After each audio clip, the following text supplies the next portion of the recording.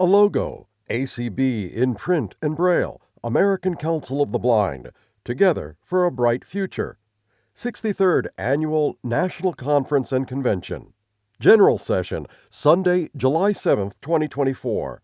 In a large ballroom filled with rows of tables and chairs sits an audience of conference attendees. Lines of people enter the ballroom. They sit down amongst the convention audience members.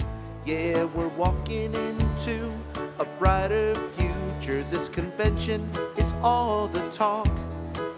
Where the sun shines bright down in Jacksonville. We put our walking shoes on because we can't sit still. Yeah, we're walking into a brighter future at the Brenda Dillon Memorial Walk.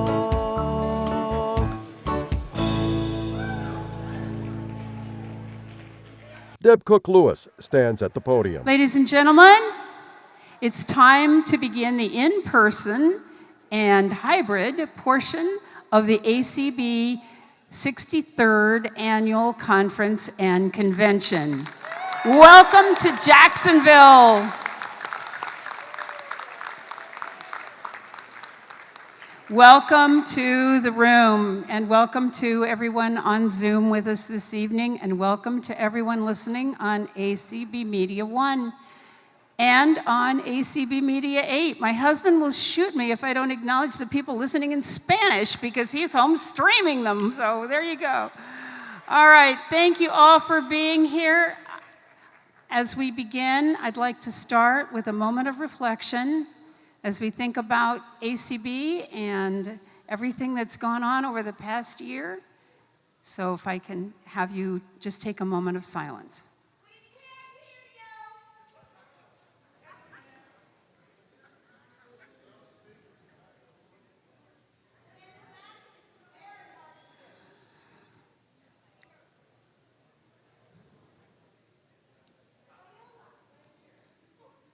All right, thank you so much for that. Now we are going to move on to our presentation of the colors, which will be from the Naval Station Mayport Color Guard, led by Brian O'Connell, and he will also be doing the national anthem. He is the National Sergeant at Arms for the Blinded Veterans Association from Greenville, South Carolina. Thank you, let's do it.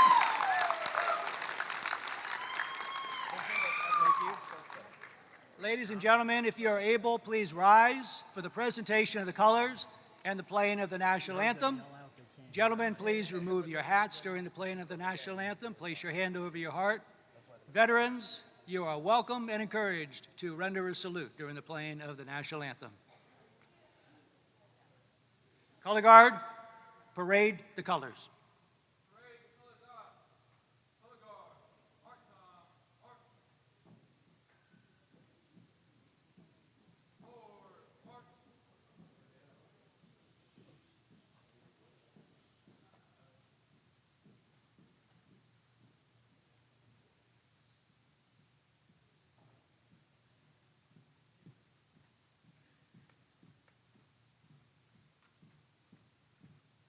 Ready, hope, left, face, present, arms.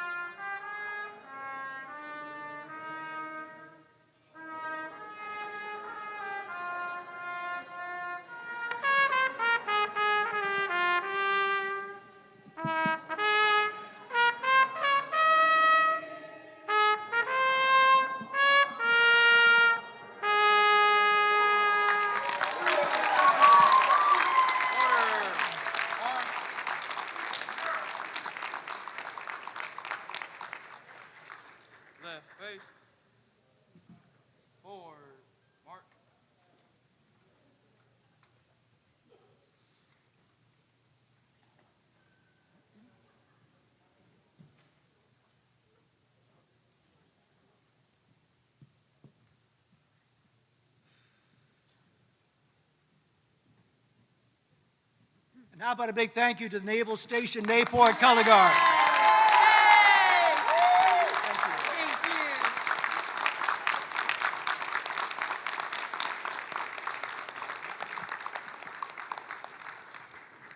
Ladies and gentlemen, isn't it terrific that we have the BVA here with us this week?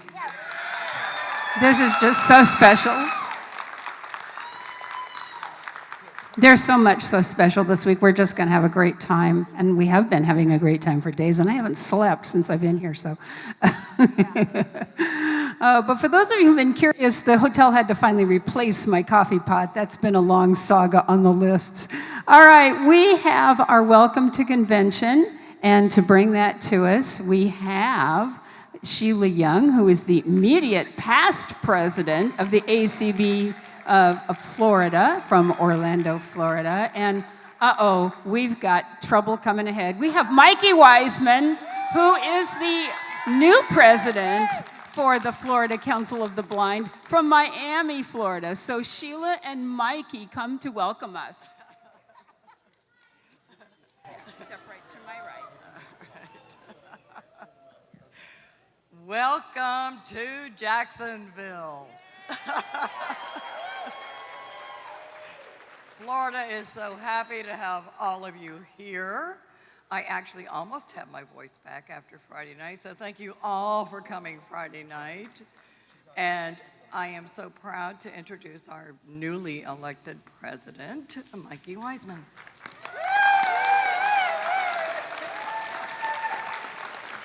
Thank you so much, Deb. Thank you so much, Sheila. On the shoulders of giants, I truly do stand, folks. 15 years ago, I went to my first ACB convention in the great state of Florida, in the city of Orlando. Angry, lost, not liking myself, not even sure what life had in store for me.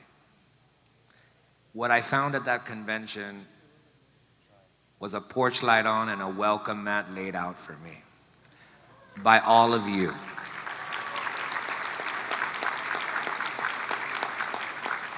Throughout my 15 years of involvement with ACB and FCB, that light has turned into a beacon. And each and every one of you who have crossed my path have solidified that welcome mat down.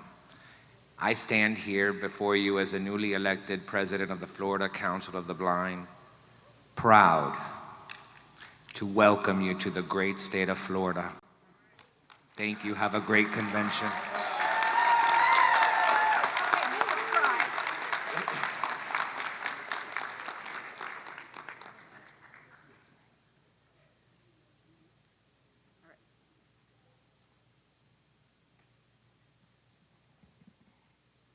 I mentioned already that we have the Blinded Veterans Association here with us this week, or maybe it's we're here with them. I'm not quite sure which way that all works, but we are together.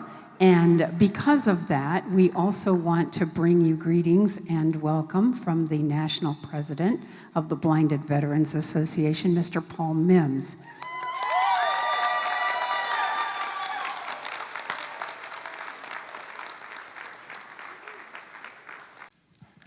Okay, here I am. You want the microphone? I don't need it. You don't need it? They hear me fine. Okay. Good evening, ladies and gentlemen. On behalf of the Blinded Veterans Association, of which I'm president, I would like to welcome all of you with the American Council of the Blind, which I'm also a member, to this collaborative convention.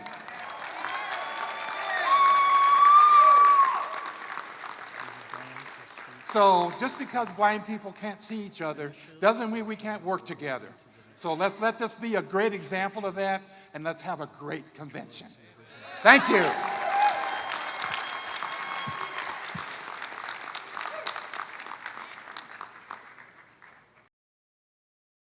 I come to you at the end of my first year as ACB's president.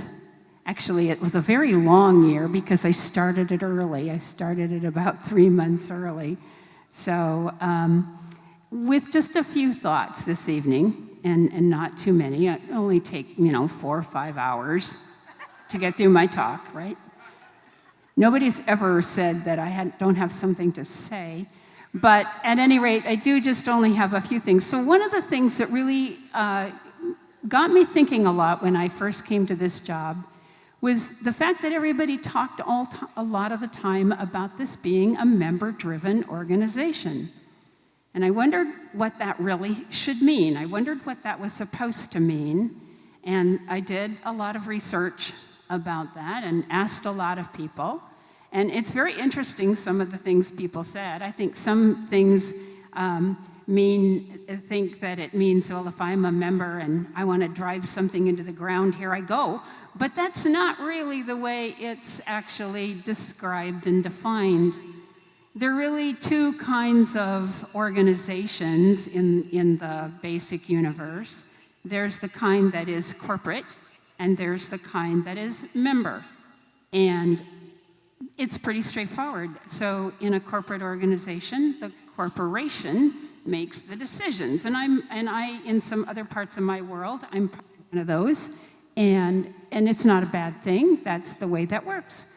And in a member organization, basically the members make the decision, and they make them sometimes through the convention. We went through a process last week where we talked about resolutions and voted on some, and those were certainly member decisions. And then we made some decisions about our constitution and bylaws, and those were member decisions as well. And so we do that. We also make a lot of our decisions through our board of directors. And this weekend, well, over the next few days, well, there we go. I don't know what, oh dear. Okay, I'm going to try. Over the next few days and maybe weeks, depending on how many elections we need to have, we will be electing board members and Board of Publication members. And I call your attention to the document that Kenneth Simeon Sr. prepared a few weeks ago on the thoughts of running for those kinds of positions and what it takes and what that entails. But I thought maybe the best way to talk about our year this evening would be to talk about in relation to the decisions that our board has made as a board of a member-driven organization, and to help us really appreciate the fact and the power that that has given to us and that we have. So we've had a pretty challenging year in that respect, and I would be the first to say that that's the case. But the first big decision, and I may have missed some as I've been working this through tonight, but the first big decision I want to call our attention to was that right out of the gate after the convention last year, some of our members expressed a very deep personal concern about whether we should have our convention in Jacksonville this year. And conversely, maybe whether we should have our convention in Dallas, and maybe whether we should have in-person conventions at all, because really a lot of the cities we might want to go to are not necessarily politically comfortable to some of our members. So the first big decision that the board needed to make was the decision about whether to come to Jacksonville. And they made that decision, and we're here. And I'm very glad that we're here. And that's a difficult decision for them, because we had members who felt very strongly that it was not the right decision. And so it is a very, very difficult thing for the board to do. But they decided that all things being what they were, that this would be the decision that would be made. The next couple of big decisions that were pretty challenging were the decisions that came as part of that infamous meeting that the board had in January regarding both whether or not to have a particular tour as part of our convention and whether or not the organization would be able to support an activity that one of our affiliates wanted to have. And the board made some decisions about those, and I can assure you that many members didn't like it, one or the other, or both, and that many members did.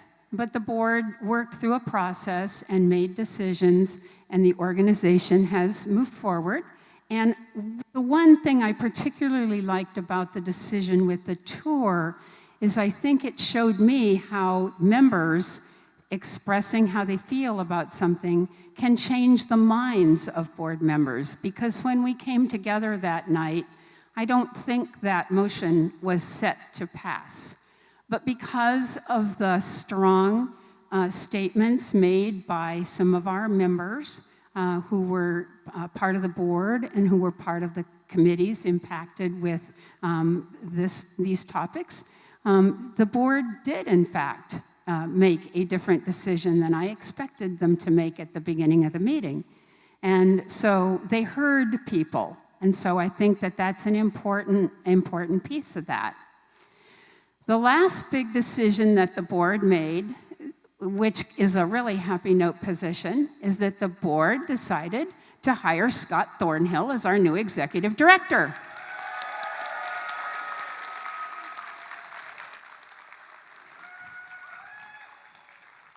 And that's another place that's pretty challenging. We had a long process to go through. In fact, lots of people told me we could not meet the deadline that I set. That is not usually a good thing to do with me because that inspires me to meet the deadline that I set. I am very competitive. It's very unfortunate. So in that respect, competing with the deadline was good for me, I guess. Anyway, we worked really hard. The search committee worked really hard. The board committee worked really hard. The candidates worked really hard. Sayuri worked really hard. I just can't say enough about Sayuri. But we really worked at this, and we did it. And again, this is something that in a corporate organization, the office would have taken care of that. But that's not the way we work in ACB. In ACB, the members do. So I am proud that we're a membership organization, and I'm proud that we are, in fact, member-driven, even though sometimes the decisions that get made aren't the ones we would have individually wanted to see made. And we'll think about that as we elect people to the board, et cetera, and we will continue to move forward. But I don't think it's going to get any easier this next year, and that's really what I want to just talk about real quickly, and that is that we have big things on our plate. We really need to continue to look at our Constitution and bylaws. We are still operating in a system that worked for us in 1961 and worked for us probably to a great extent until just a very few years ago, but might not be working as we wish now. And there are various pieces of that. And I'm not making any judgment at this time about how any of that should turn out, but I do think they are all things we're going to need to look at and decide about and then move on once we have made a decision that some of you will love and some of you will not. So we'll be busy with that. And our Constitution and Bylaws Committee would probably appreciate your prayers if you are so inclined, and at least your good thoughts, because their job is going to be amazing this year. We're also making other big decisions. We used this time with our convention to determine what the convention would look like in the new world. So we are now in a new time and era of hybrid conventions. And Janet will talk a lot about more this week about the convention in that respect, but I just want to say that the registration for this convention is over 1,000 people. Half of them are in person, half of them are virtual. What that means is that nobody is going away. And a lot of people thought that when we went back in person that nobody would come because it would be too easy to have a virtual experience. And some people thought that they wouldn't do the virtual anymore because it'd be too easy for us to just do it in person. et cetera, et cetera. My point being, it's not going away. So we need to figure out how we continue our convention and in a way that works for us. And we've experimented with a number of things, some of which have worked well, some of which haven't quite. I'm going to be interested in your feedback over time about what we did this year, which is that we moved most of the business, in fact, maybe all of it, into the virtual session. And that might free us up to even do it at a different time, which might help some of us. And there are various things we can look at, but it's all going to be a challenge. I really challenge you to pull together. I challenge you to continue to respect each other, continue to know that everyone does have different views, but that we are ultimately, as the members, going to make the decisions for this organization that are good for this organization and that will carry this organization into the future. And I'm really excited to be doing that with you. Thank you.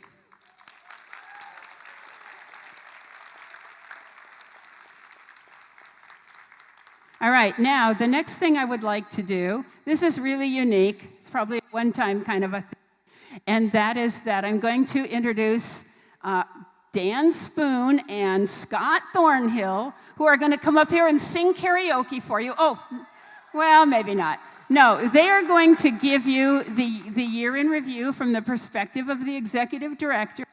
And Dan is going to give you the first half, and Scott is going to give you the last half. And I think is a quarter, so that's maybe not half, but he'll make it half. And so I want to thank them both, and let's turn over and give a warm welcome to Dan and Scott. And this mic is really... Good evening, everyone. Welcome to Jacksonville, my home state. Thank you, guys. This is a unique situation, and I first want to share a little bit about what we accomplished last year, because it's a tremendous amount under really, I think, very difficult circumstances. First, I just want to give a shout out to our Minnesota office and the amazing work that they did this year. For as long as I can remember, of course, we came back with a clean, perfect audit for our books for 2023. That is no small feat, and a big shout out to Nancy Marks-Becker and her team. Additionally, thanks to all of you, the staff's hard work, our partners inside of ACB, we ended the year in the black, $28,000 in a very difficult year. But it wasn't just a year of financial success. In addition to that, we had amazing advocacy accomplishments. How excited are we about the passage of the Title II regulations for the Department of Justice that will ensure accessibility in our digital footprint? And that was followed up by the Section 504 regulations that were passed by HHS, guaranteeing the same digital accessibility. And then we had the FAA and their reauthorization, where for the first time the federal government took the responsibility through the TSA to create a service animal pre-check program to help us get away with those attestation forms and allow our guide dog users, our service animal folks, to have equal access to our airlines. That's a huge step forward for all of us. And also, we continued to build on our Show Me the Money rally.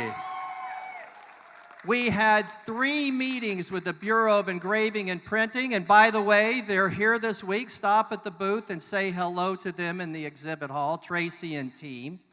But we've been introduced to their new director of the Bureau of Engraving and Printing, Patty Collins, who is herself disabled and was a competitor in the Rio Olympics in the triathlon. So we have a partner in the Bureau of Engraving and Printing.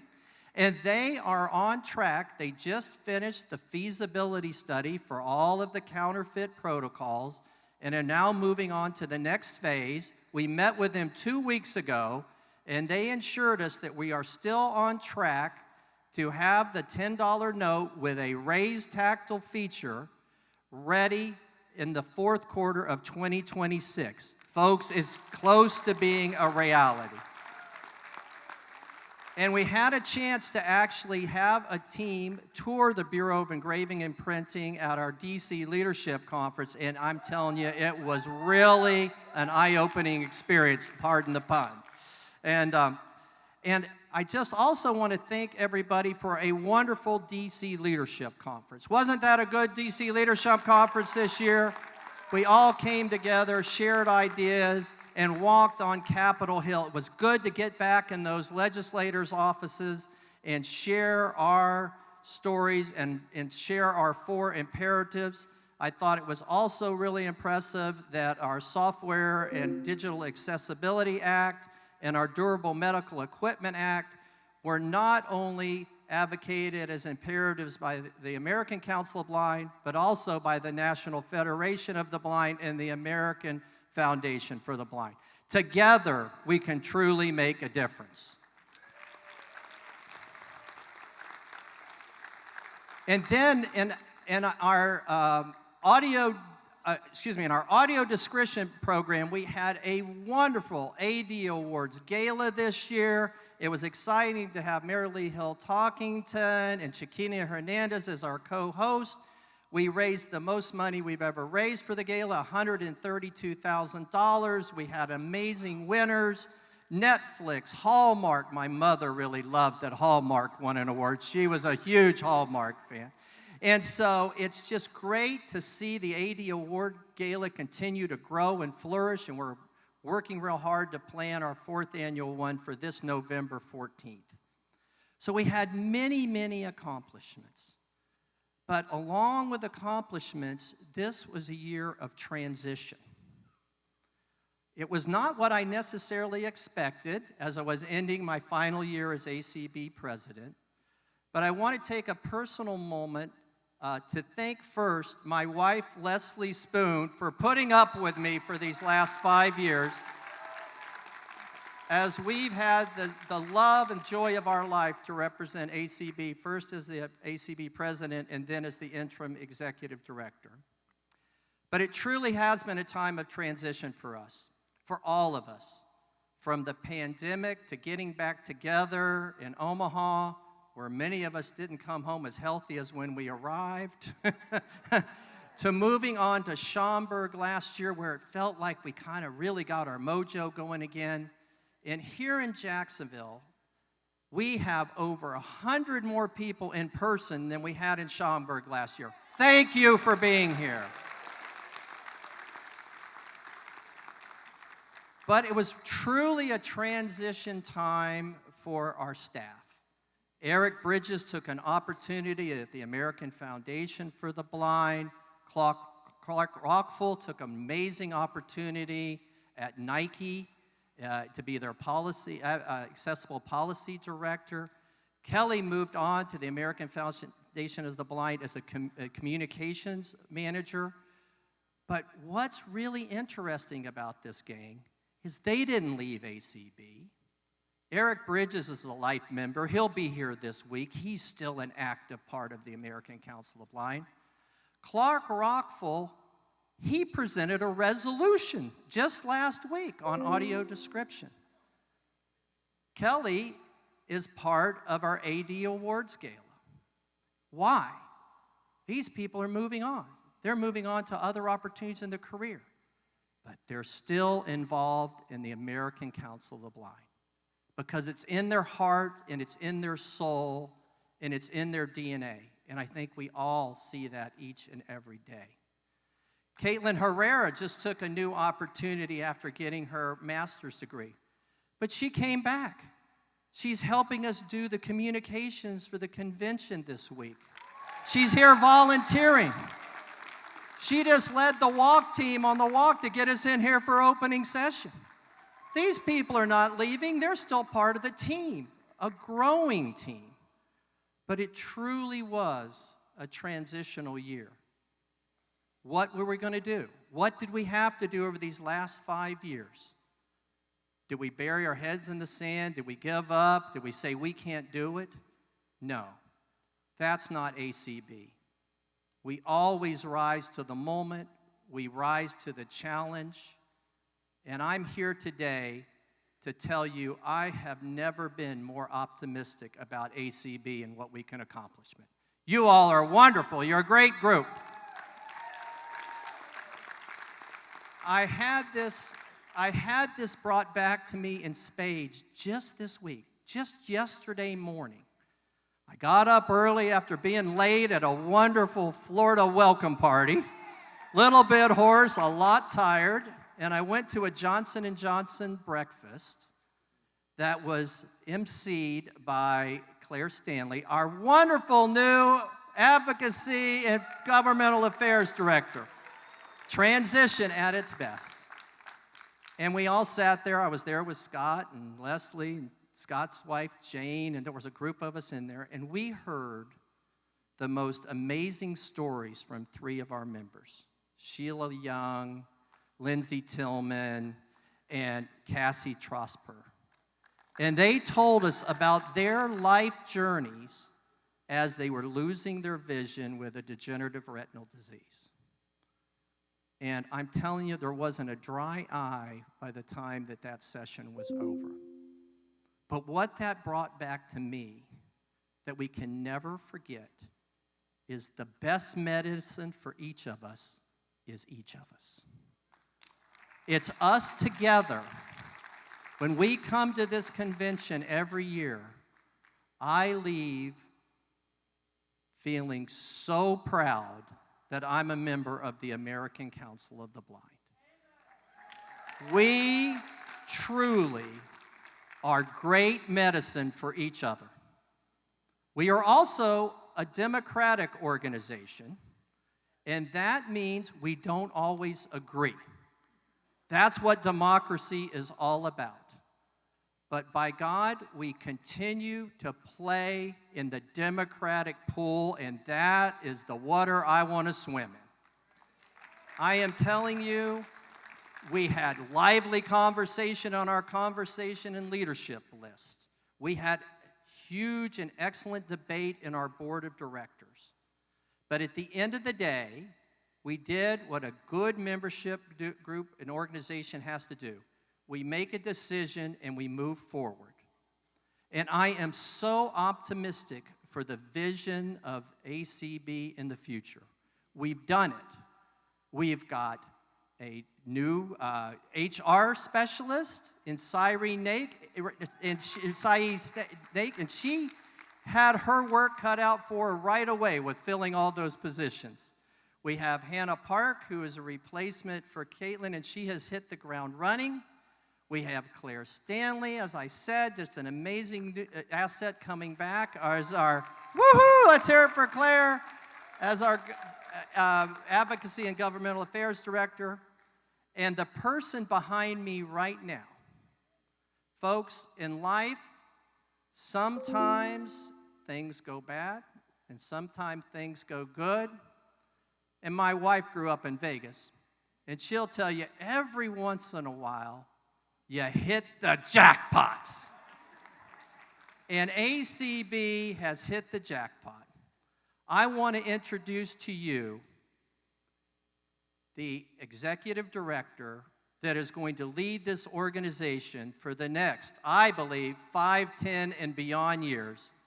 A man that I truly respect, I've got to know as a friend and as a colleague, a man who has a vision for the future of this organization. I'd like to introduce to you and give a big hip hip hooray to the new executive director of the American Council of Blind, Scott Thornhill. Hip, hip, hip, hip, hip, hip. Let's hear from Scott. Thanks, buddy. There you go. Here's your mic. You got me? Okay. Yeah. Take it from me.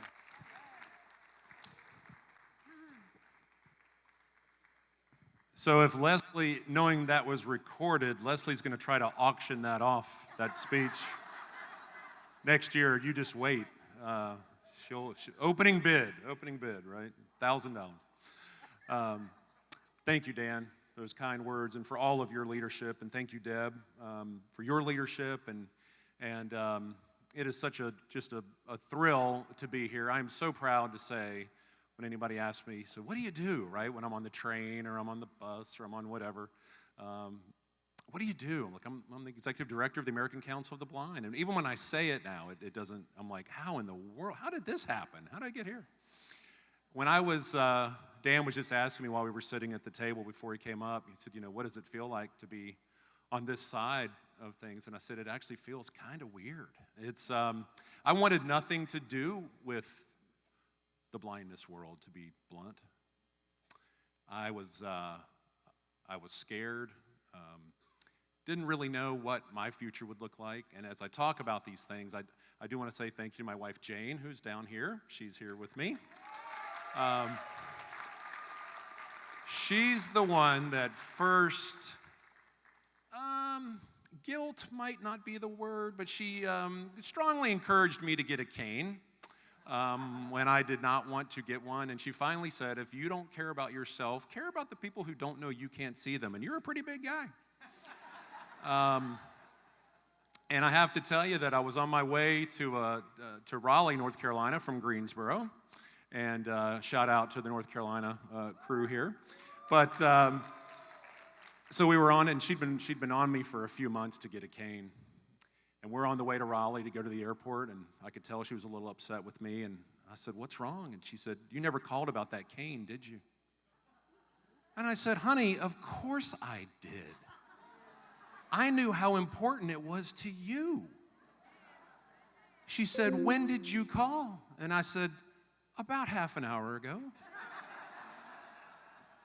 Now, I don't know about you, but VR doesn't move quite that quickly.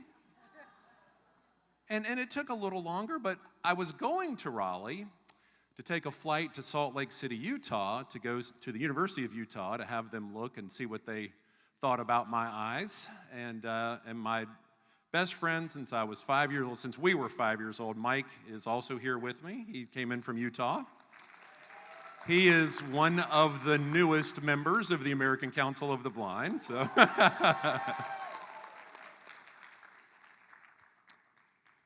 Yeah, so we go way back. Unfortunately, that trip was, hanging out with Mike was the best part, because the trial I went for, they said I didn't qualify, so whatever, that's all right.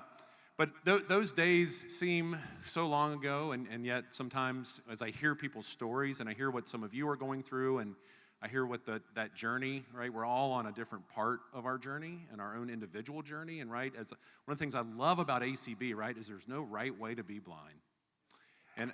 Yeah, there's no right way, right?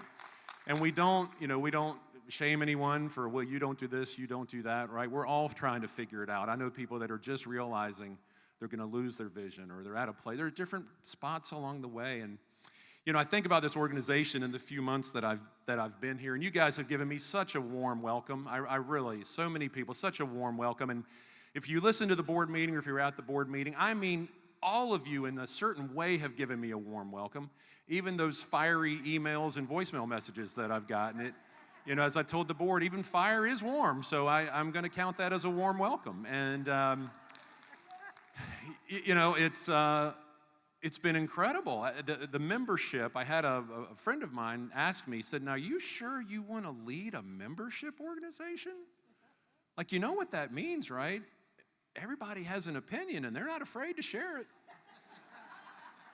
And not only that, but you've got this board, and you've got and all these different things. And I said, yeah, I'm pretty sure I do. And I can tell you, after being here for a few months, I'm even more convinced that I do, tell you the truth. Because I've gotten to know so many of you. There's so many more that I haven't gotten to know. And I know some of the things that are important to you, some of the things that you don't want to see change, some of the things you're even a little bit afraid might change, traditions and things that have gone on for years. And we do need to hold on to that. But I got to tell you, there's a story that I heard a few years back that I want to share. And it was about a gentleman was looking out the window of his house, and he saw a couple of guys on the other side of the street. And it looked like they were just doing landscaping, but the first guy was digging a hole, and then the second guy would come behind him, and he would just take the dirt that the first guy had taken out, and the second guy would put the dirt back in the hole. And the man thought, my goodness, I'm not sure how effective, this particular outfit is. And after he watched for a little bit longer, and another hole would be dug, and the guy would come behind him and fill the hole, he said, I got to know what's going on. This is strange. So he walked across the street and he said, fellas, I've been watching you for a little while, and I got to admit, I don't understand the operation going on here. You're digging a hole, and then you just come behind him and fill it. What's the situation? Or the sitch for next gen. You're welcome. And so they said, well, we have a third guy on the crew who usually plants a tree in between the two of us, but he's out today.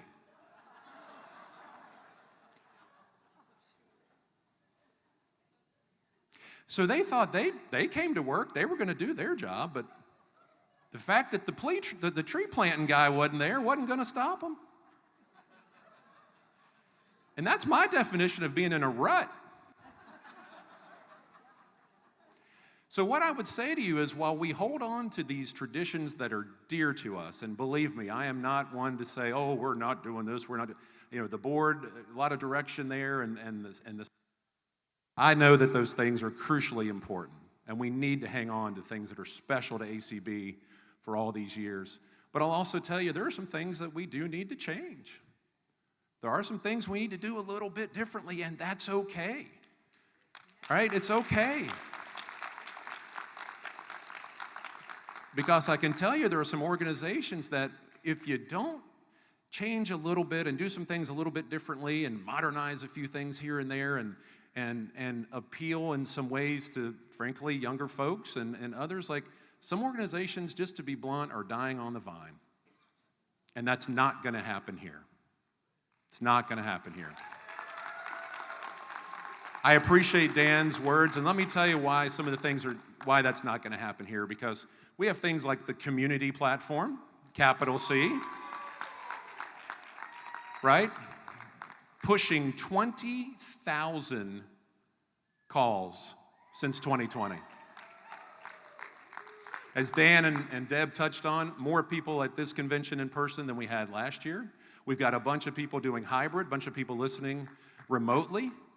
We've got people that are carrying. Unfortunately, guys, we're not going out of business because we haven't cured a lot of the things that are, causing loss of vision, or the challenges haven't gone away, unfortunately, right? So we're not working ourselves out of a job yet. So there are younger people who need that encouragement. Older people, right? We still a lot of support for aging with vision loss, and I know our affiliate, right?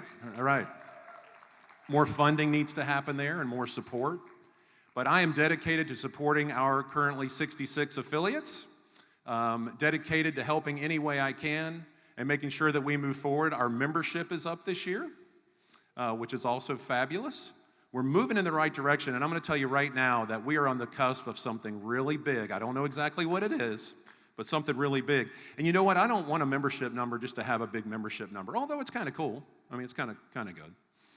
But people say, how would you do that? How are you going to do that? Oh my gosh, how are you going to do that? 8,000 members, roughly 8,000 members. I said, if each of our members asked one person to join ACB and only half of them like us, that's 4,000 new members.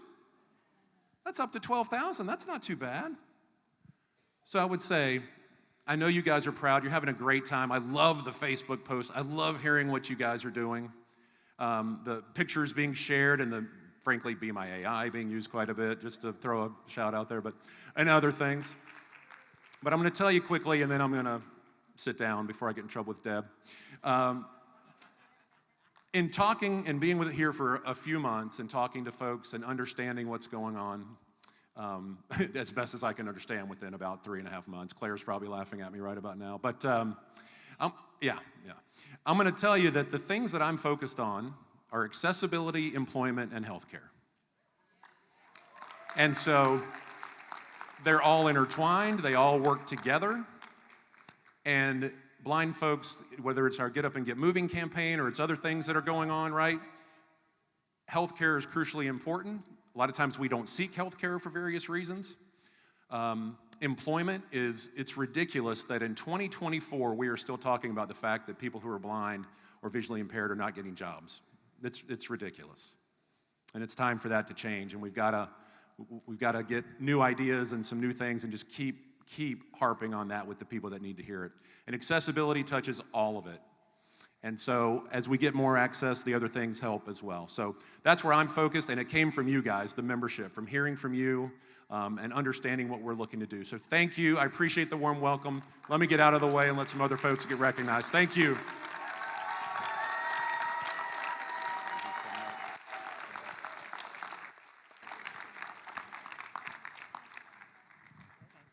Do we have our Vanda person?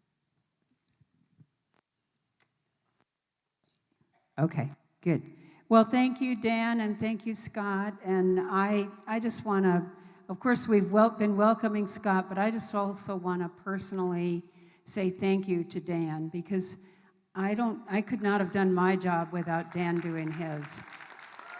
And he has been the most amazing mentor for me, and he has done so much for ACB, and I don't think we'll begin to even realize the total of that for a while, because he's done so much to help us with our basic infrastructure, and you know how much I love working on that stuff. So there you go.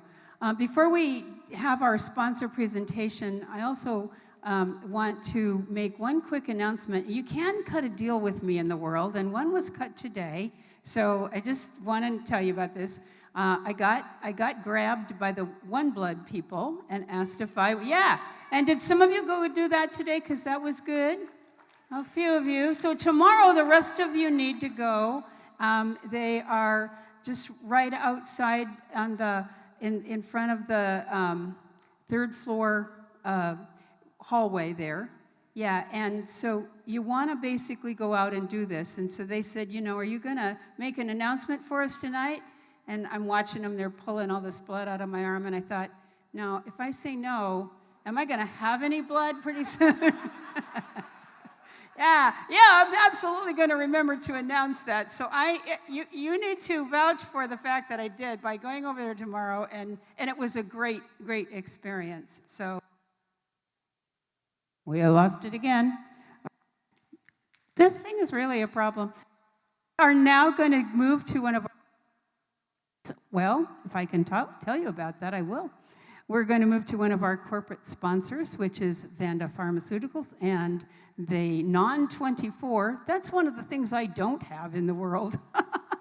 But I know that many people do, and so I want to thank their representative for being here with us. And I'm not sure which of them is going to present for us, but we are going to hear from them, and they are one of our diamond sponsors. Let's thank Vanda for their participation here at the ACB convention. Thank you so much, Jennifer. Yeah, let me see if I can get this in there.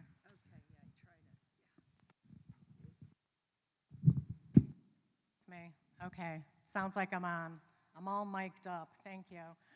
First of all, sincere thanks from Vanda on behalf of all of the nurse educators, all 4 of us, for allowing us to be here with you.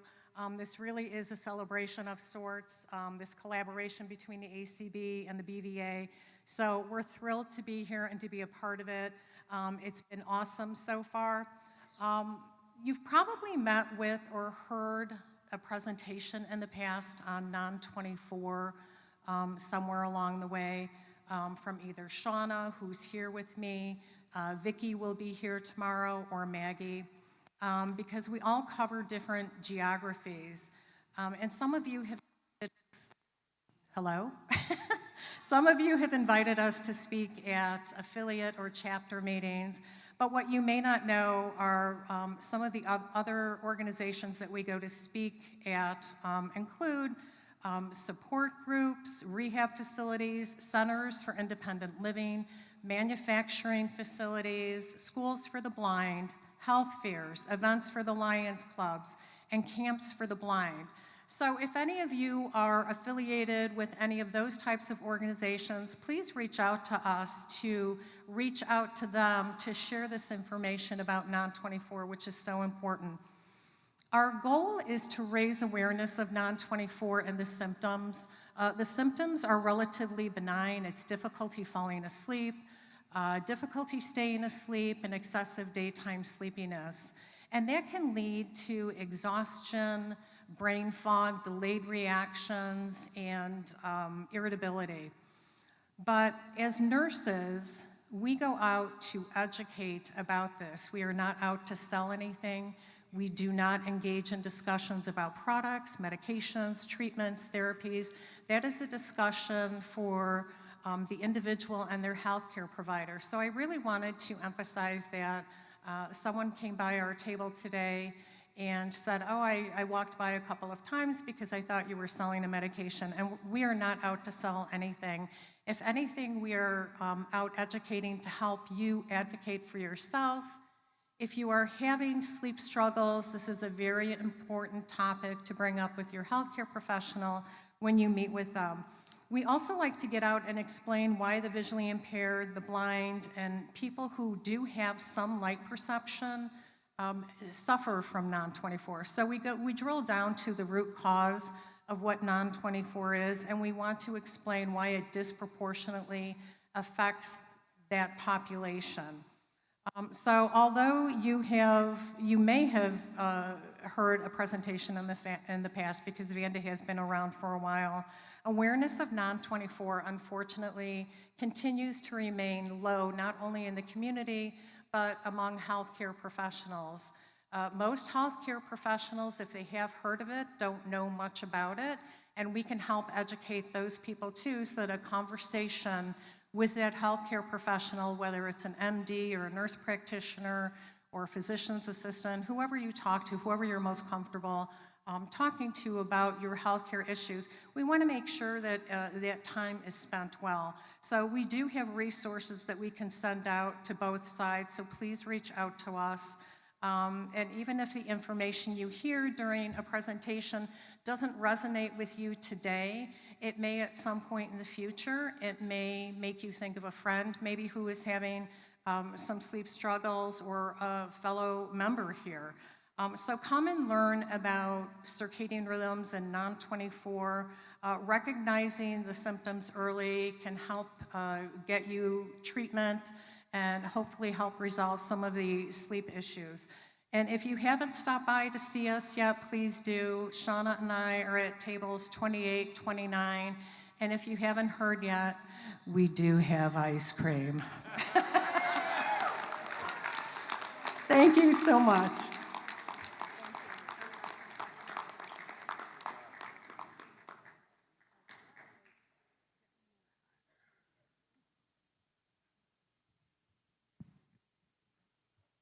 Now, they always say when you, okay. They always say, I'll wait for them to turn something down. They always say the last thing that someone says is the thing everyone remembers. So what did you remember about Vanda? I thought you would. No, we really do appreciate their being here with us, and I know that their work has helped so many people understand this huge problem that so many of the rest of you have. It isn't me, I gotta tell you. Staying awake all the way through this meeting, tough for me. All right. We are now at a very special time in our evening presentation. Nancy Becker, our Chief Financial Officer, and I will be presenting life memberships in ACB. This means that people themselves or people on their behalf have taken the effort to make sure, we make sure that we are able to have these people join us as life members, and I'm so excited about that. So the first person that we're going to honor was someone who actually purchased their life membership last year and chose not to have a plaque, so we didn't have her come up, but I'm not sure if she's here or in Zoom, but that is Roberta McCall from Michigan. And she purchased her own life membership, and that was last year in 2023. Is Roberta with us? Roberta, you should be able to unmute. All right, one moment. I'm going to just send her a prompt to unmute. Oh, there you are. There, okay. I'm here. Yes. Thank you. Hi. Couldn't be happier. Yeah, did you want to say a few words, Roberta? Couldn't be happier. All right. Thank you. Excellent. All right. We have several people who are here in person and will receive a life member, and some of those may or may not know about that, so we'll give them an opportunity to join us up here. Sally Benjamin from Florida, and her life member was purchased anonymously on her behalf. And it's very, very special. Sally, as most of you I think know, is our volunteer coordinator for the convention and has worked diligently for this organization for many, many years and lived a short time in my state. So we've had the privilege of I've had that relationship as well. So we're very appreciative of that. Is Sally coming up?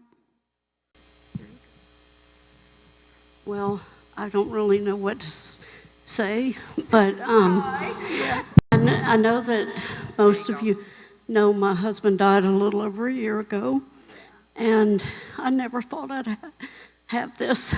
So whoever did it, thank you very much, and I really, really appreciate it.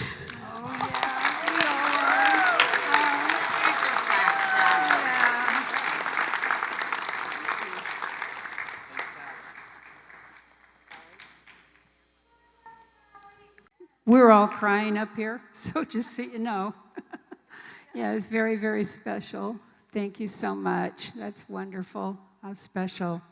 Okay, our next life member is Karen Gale from Tennessee, and her life membership is purchased by the Tennessee Council of the Blind on her behalf. What a wonderful thing for an affiliate to do for one of its members. I wish to thank the Tennessee Council of the Blind for selecting me for this life membership, and that it is an honor. All right, thank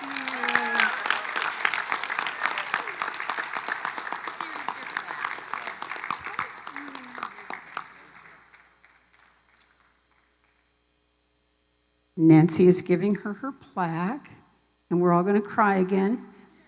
This is pretty emotional stuff, you know? Oh, wow. All right, thank you, Karen, and thank you so much, Tennessee Council. That's just very special.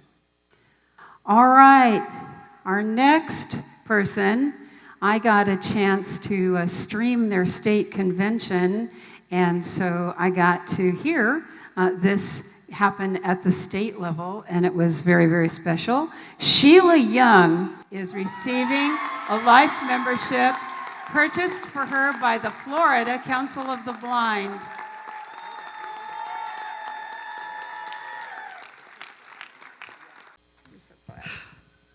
Okay.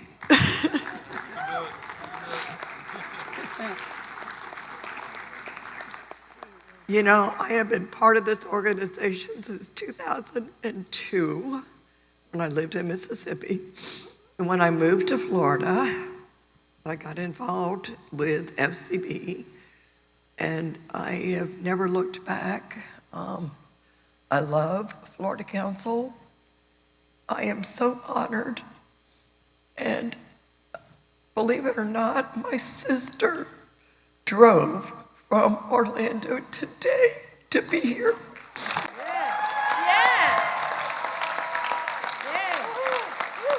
So,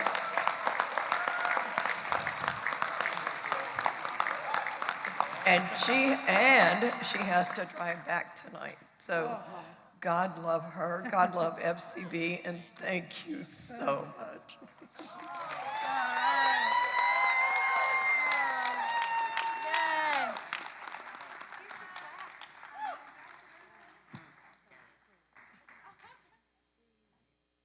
As I said, they did Sheila's announcement at the Florida convention, and it was just so great. I was at home streaming them, but I was listening, and I was just screaming and crying along with everybody else, so it was great.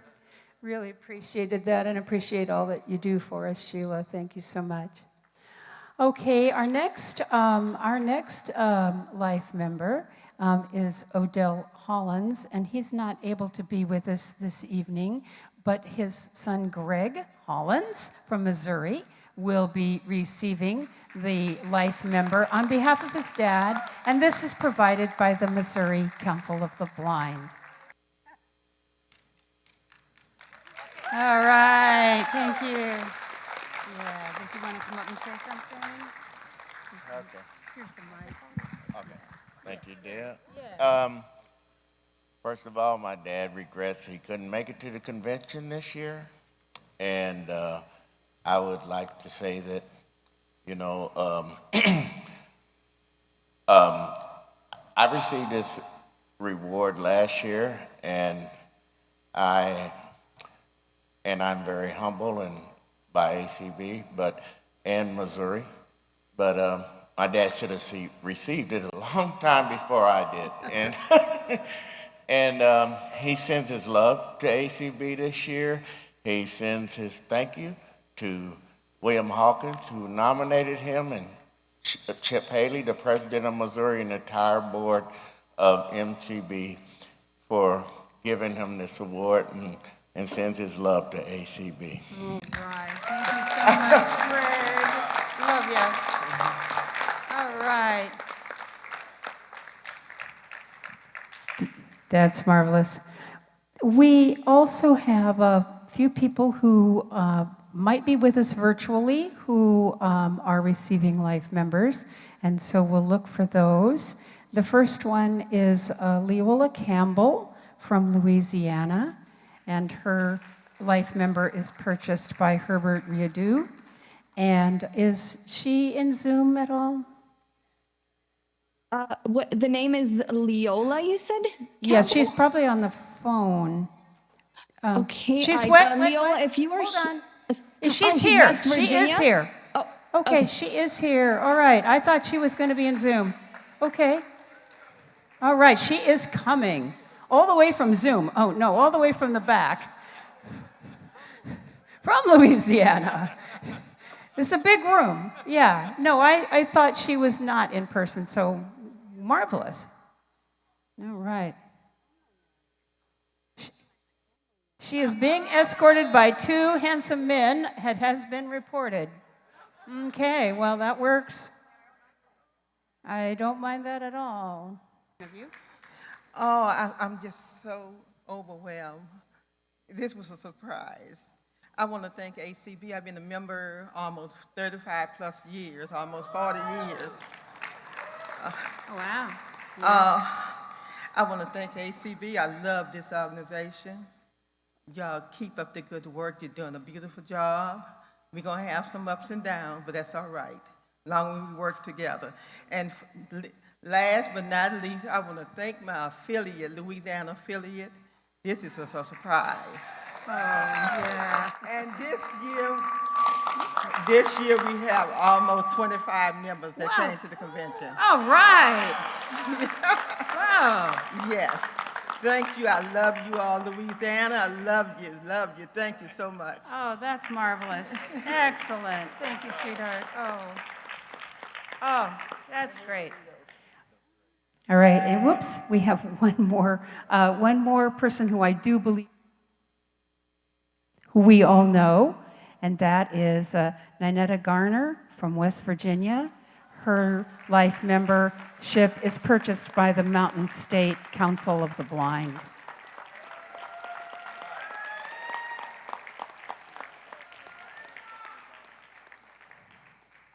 Ninetta, you should be able to unmute.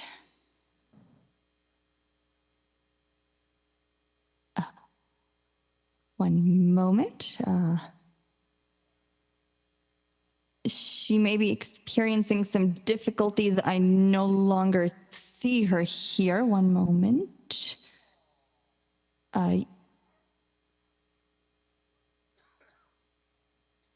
Okay, if she's fallen Yes, off, I we am. can I am have not her. seeing her. We can make arrangements for her to get a chance to talk to us later in the week if she's, sometimes it's problematic. I think she's dialing in, so I know that's sometimes a little Yes. tricky. Yeah. Okay, let's see if she comes back, and we have one more, and so we can do that one, and then we'll see if Ninetta is able to join us in Zoom. All right, the last one that we have is someone that many of us know, and that is Destine Noller from Tennessee, and she has purchased her own life membership, and I believe she's in Zoom. Yes, I'm right here. Desi, yeah. Hi.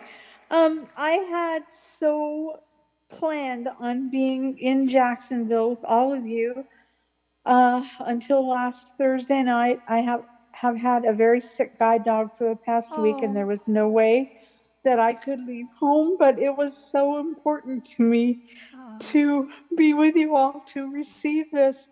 I purchased it on behalf of, or in memory of, my husband Don, who passed away July 31st of 2022, and he was a great supporter of ACB and all things ACB that I ever wanted to do, and he attended many conventions with me, including the last one in 2018 in St. Louis when his dementia was really starting to take hold, and it was very tough for him. But I knew that he would really support me doing this, and I've been a part of ACB since I think 1977. Yeah. I'm not old enough for that, of course,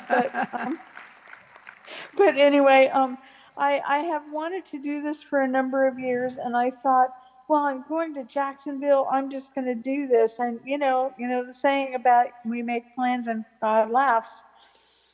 And so I am not there, but I am so humbled and honored to be able to have this, and it will be so proudly displayed in my home. Thank you, everybody.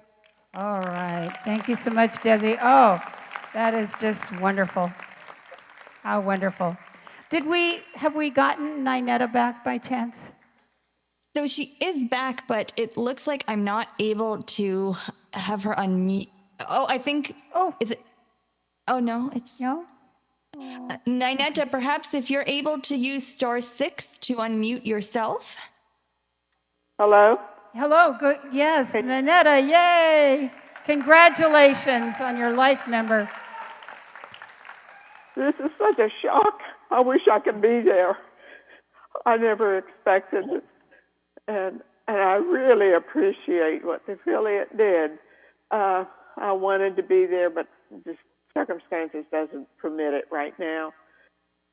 So thank you very much. It means a lot to me because I've been involved in ACB since probably about in the 70s, 80.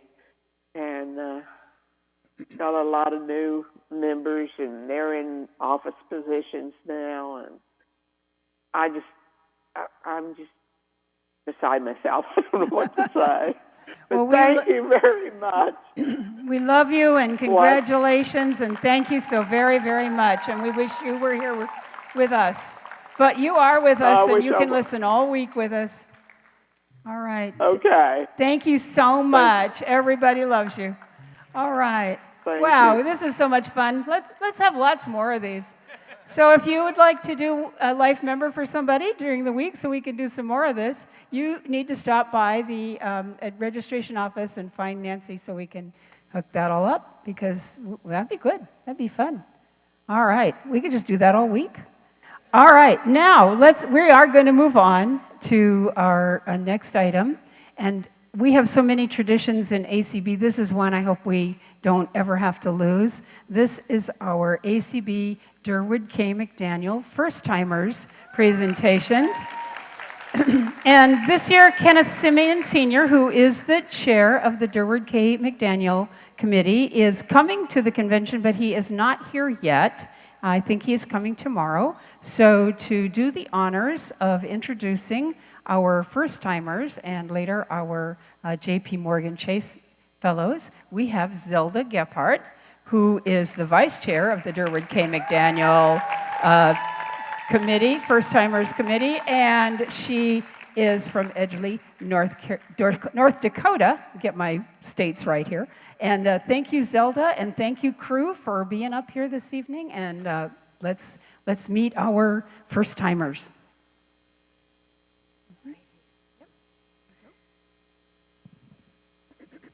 Well, good evening, everyone. All right. Well, it is my privilege, as Deb said, to fill in for Kenneth tonight. We have a great committee, and it is our awesome privilege to have each year an opportunity to visit with, get to know our future of ACB, and that is the leaders that are up and coming, the ones that are going to be taking all of our places. And it's a wonderful job, and we look forward to it each year. I'm going to talk about the Durward K. McDaniel First Timer Award. That award is given to people with leadership potential. We're expecting big things of these people, and they usually fulfill those expectations greatly. So we have a great class this year. We pick one from east of the Mississippi and one from west of the Mississippi. So we only get to select 2 out of the entire nation. So this is quite an honor, and we are pleased to present to you our recipients of this year's award.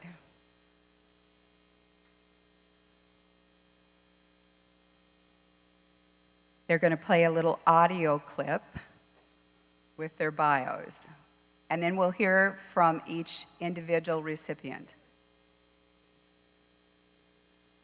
We're going to be remaining flexible tonight, and instead of doing the audio clip first, we're going to let each recipient come up and speak to you, tell you a little bit about themselves, and then we'll do the bio when that's available. So first up, from our recipient from the East is Jason Miller.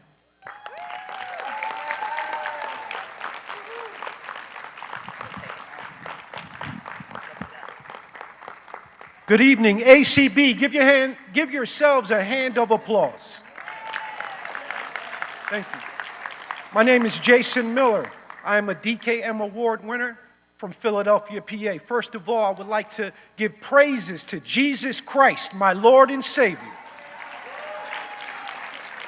DKM Committee, ACB, the PCB President, the PRC President. This is a great honor. DKM was a leader of community, civil rights, and equality. These 3 pillars all meet my vision of growth and success. Back in Philly, we run an access technology training organization covering a 5-county region, one of the largest in America. Leadership is more than profit and loss. It's about integrity, morality, and communication. Finally, to my wife, Lakeisha Miller, I love you. You are my right hand. For the Holy Scriptures say having a wife is a good thing. Thank you very much. God bless.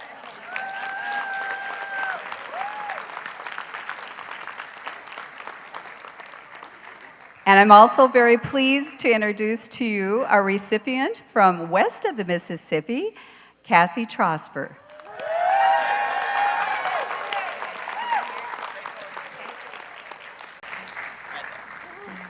Hello, ACB. Oh my goodness. I wish I could get up here and say that I was hoping to say that we didn't have to worry about the can you hear me now, but apparently that's not the case. So it's an honor to be here. I am Cassie Trosper from North Bend, Oregon. I am a member of the ACB of Oregon. Just wanted to say thank you to the DKM committee. This process is not an easy one, and it's an honor and humble experience to be here. I mean, it's absolutely amazing to meet people that you can make connections with that you've only heard on Zoom for so long. I also wanted to say thank you to my state president, Carrie Muth, for writing my letter. It was an amazing letter. You learn a lot about yourself from other people when you're like, wow, that's what they think of me. Also, my kiddo, most of you guys have seen her running around, Abby. She's been so patient with me growing up. She was 1 year old when I started losing my vision. So she's kind of frozen in time in my head, but they'll all always be your kiddos, no matter what. They're always your babies. And finally, my fiance, Aaron, he's listening on Zoom, I'm sure. He's been patient, even through our sports trivial issues. But through the passions of everything, he's always been there, my sounding board, keeping me straight. And of course, my bestie, Melanie Sonoe. My other sounding board and best friend. I couldn't do a lot of this without her either. So thank you to everybody. It's been an experience to be here, and I look forward to taking the experiences that I've learned this week back to my state and my special interest affiliate, and as the president of Veterans of ACB to, move mountains later in life, and hopefully I will see you guys again next year. Thank you so much.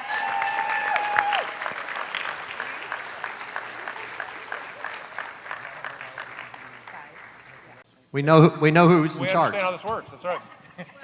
So, oh, wow. I'm not doing karaoke. I will not put these people through that. I just want to tell you that right now. You're going to hear one of the worst imitations of the Academy Awards that you've ever heard right now. So I'm going to introduce Dan Spoon, who's going to tell you a little bit about J.P. Morgan Chase, and then we're going to talk about some amazing folks that we're here to celebrate tonight. So Dan, take it away. You have the envelope or something. Well, thank you, Scott. I appreciate the opportunity, and thank you for introducing me.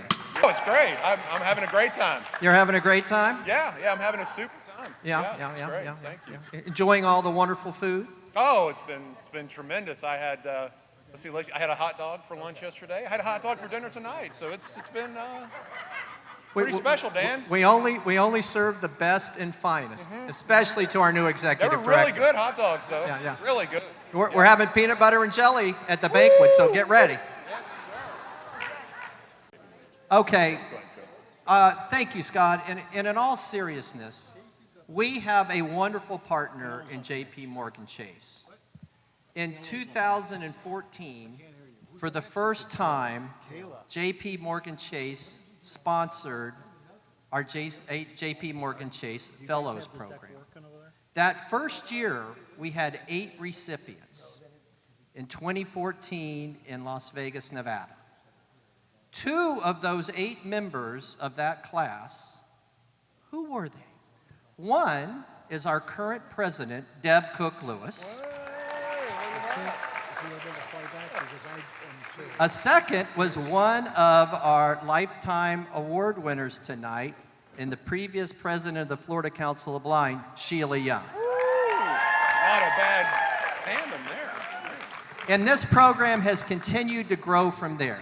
I think currently right now, at least 3 of our ACB Board of Directors are former J.P. Morgan Chase Fellow winners.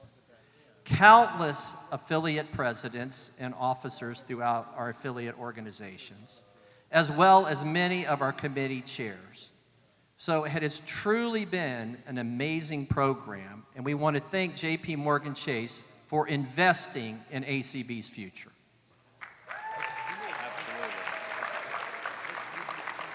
And at this point in time, I'd like to introduce our first J.P. Morgan Chase winner of the class of 2024, Kayla Allen from Mesa, Arizona. Rick, are we going to hear the bio, or do we want to go right to Kayla?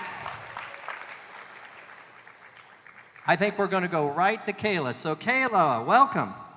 It's not planned.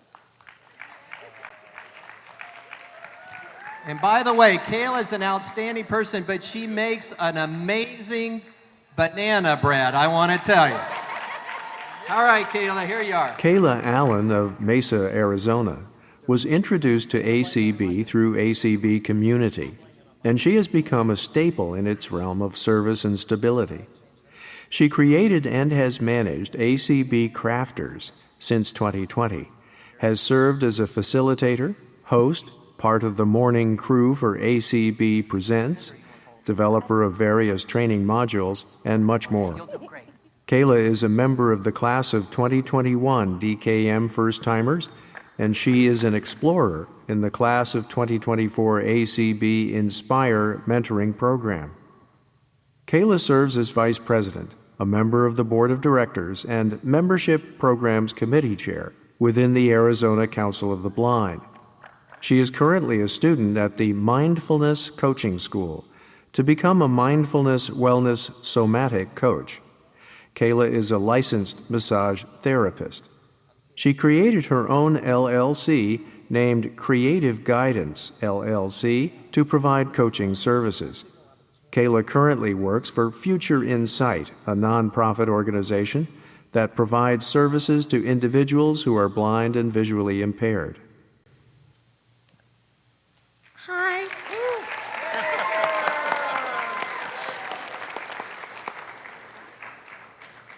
Well, I'm not quite sure that's me.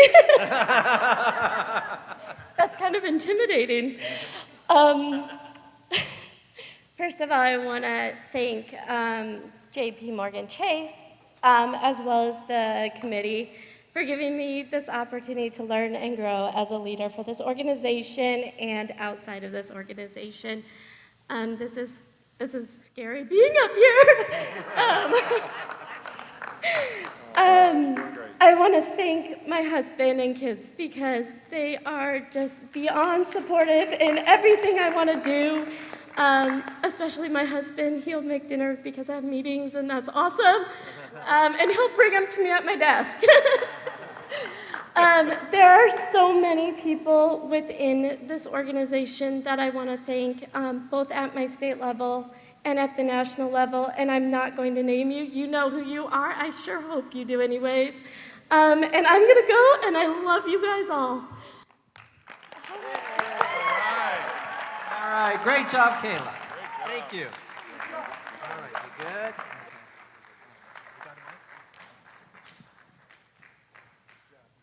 Now we have our second winner for this evening for the Leadership Fellows from JP Morgan Chase. Jennifer Beezer of West Columbia, South Carolina. Jennifer Beezer is a resident of West Columbia, South Carolina. She is president of ACB's newest state affiliate, Palmetto Council of the Blind, PCB. Jennifer's drive, commitment, and perseverance is sure to take her far. She finds fundraising, public speaking, and advocacy very fascinating. Jennifer attended Winthrop University in Rock Hill, South Carolina, and graduated with honors with a bachelor's degree in psychology and a minor in Spanish. She then attended the University of South Carolina at Columbia and received her master's of social work. She has worked in the fields of instructor trainer, counselor, job placement specialist, multi-sales consultant, and for the last 8 years, she has been a project director. Jennifer enjoys traveling to new places, cooking, and attending live concerts. She desires to meet and network with members and leaders during the convention.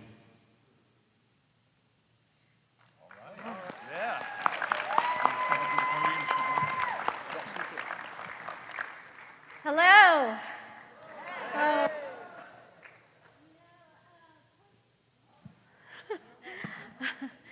Putting the lifetime before us, I wasn't crying before then, so that was pretty emotional. I just want to say, I don't even know what to say. I want to, in my bio, I just want to also say that I want to thank my family. I have an 11-year-old.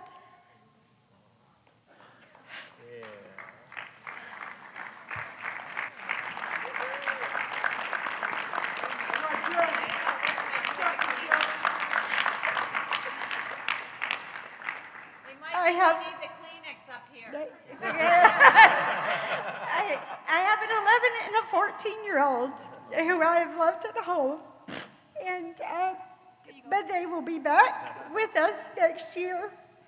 I want to thank my boyfriend Dave for encouraging me to apply for this, and I want to also say that as I was attending the seminar this afternoon, anyone who wants to start an affiliate, we don't want to be the newest affiliate.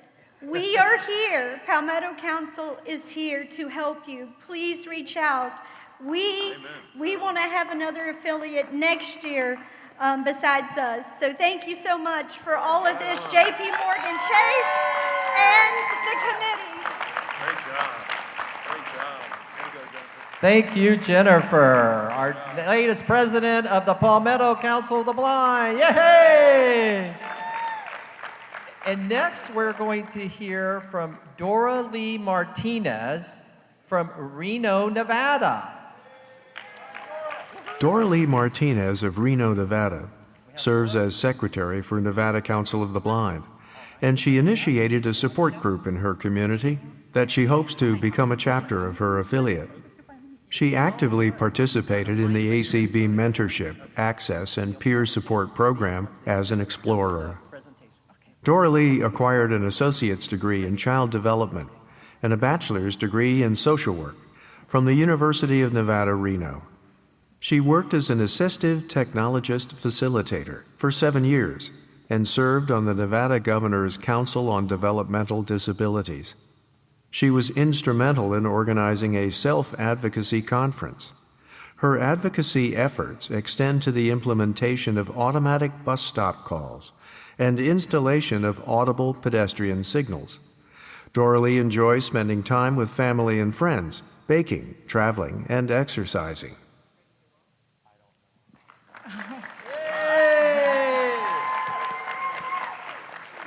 Howdy, everyone.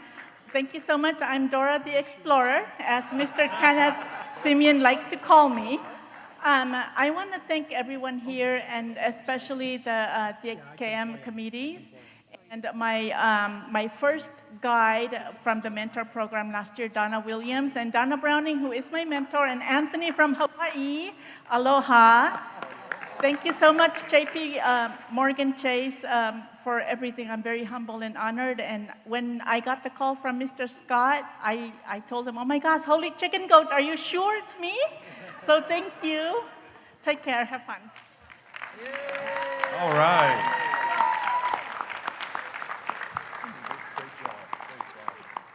Dan, I don't know about you. That's 3 in a row that like cooking, baking, or something. Man, we're going to have a great time the next few years. This is going to be great. All right, our next winner is Patty Slabby of Arcadia, Wisconsin. Patty Slabby resides in Arcadia, Wisconsin.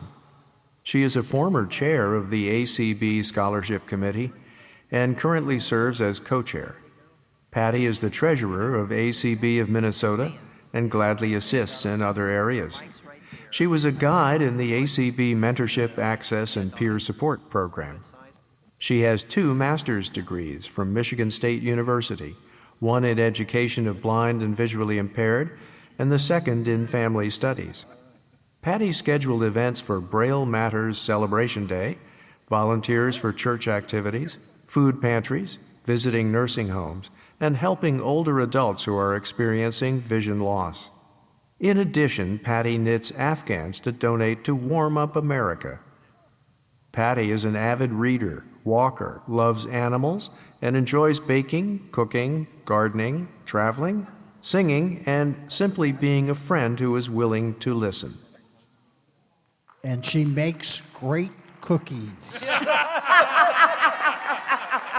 She most certainly does.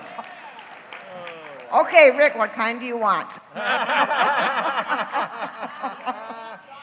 Greetings to everyone. What an honor this has been. I was so surprised when I heard from Kenneth and Scott. I'm going, me? Really? Yes, it was really me. I want to first begin by thanking JP Morgan Chase for providing this wonderful opportunity for all of us. My co-partners with me have been absolutely wonderful. And Kenneth is my mentor, although he cannot be here. The others have really helped out, but he's been on the phone. I just wanted to close by saying that when I began the application process, I had my doubts. And my state president said, you have to try. You can't do anything if you don't ever try. Well, she wrote the letter and I applied and it was interviewed. And so I wanted to let everyone know, never doubt your abilities. Go for the stars. Woohoo! Thank you, Patty. All right, great job. And last but not least, we'd like to introduce Ebony Thompson from Raleigh, North Carolina. Ebony Thompson, a resident of Raleigh, North Carolina, experienced vision loss in 2017. Since then, she has determined that it would be in her best interest to adapt and grow while starting a low vision support group to connect with others who may need assistance and would value mutually beneficial support. Ebony also leads a study group that emphasizes the importance of an accessible education. Serving as chair of the Publications Publicity Committee in her local chapter has afforded her the privilege of enhancing her communication and organizational skills. Ebony is passionate about advocating for societal inclusion and equal opportunities for individuals who are visually impaired. As a contractor with the Division of Services for the Blind, Department of Health and Human Services, Ebony provides educational opportunities as a daily living skills instructor and an assistive technology instructor to empower others who are visually impaired to navigate their lives with greater independence and confidence. Ebony has a passion for trivia, painting, reading, and music, while enjoying the warmth of time spent with friends and family. She eagerly awaits the opportunity to learn from experienced leaders within ACB. Hey, all right, Ebony.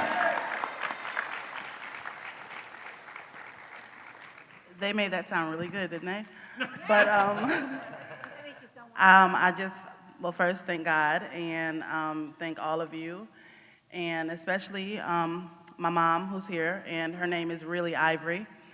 And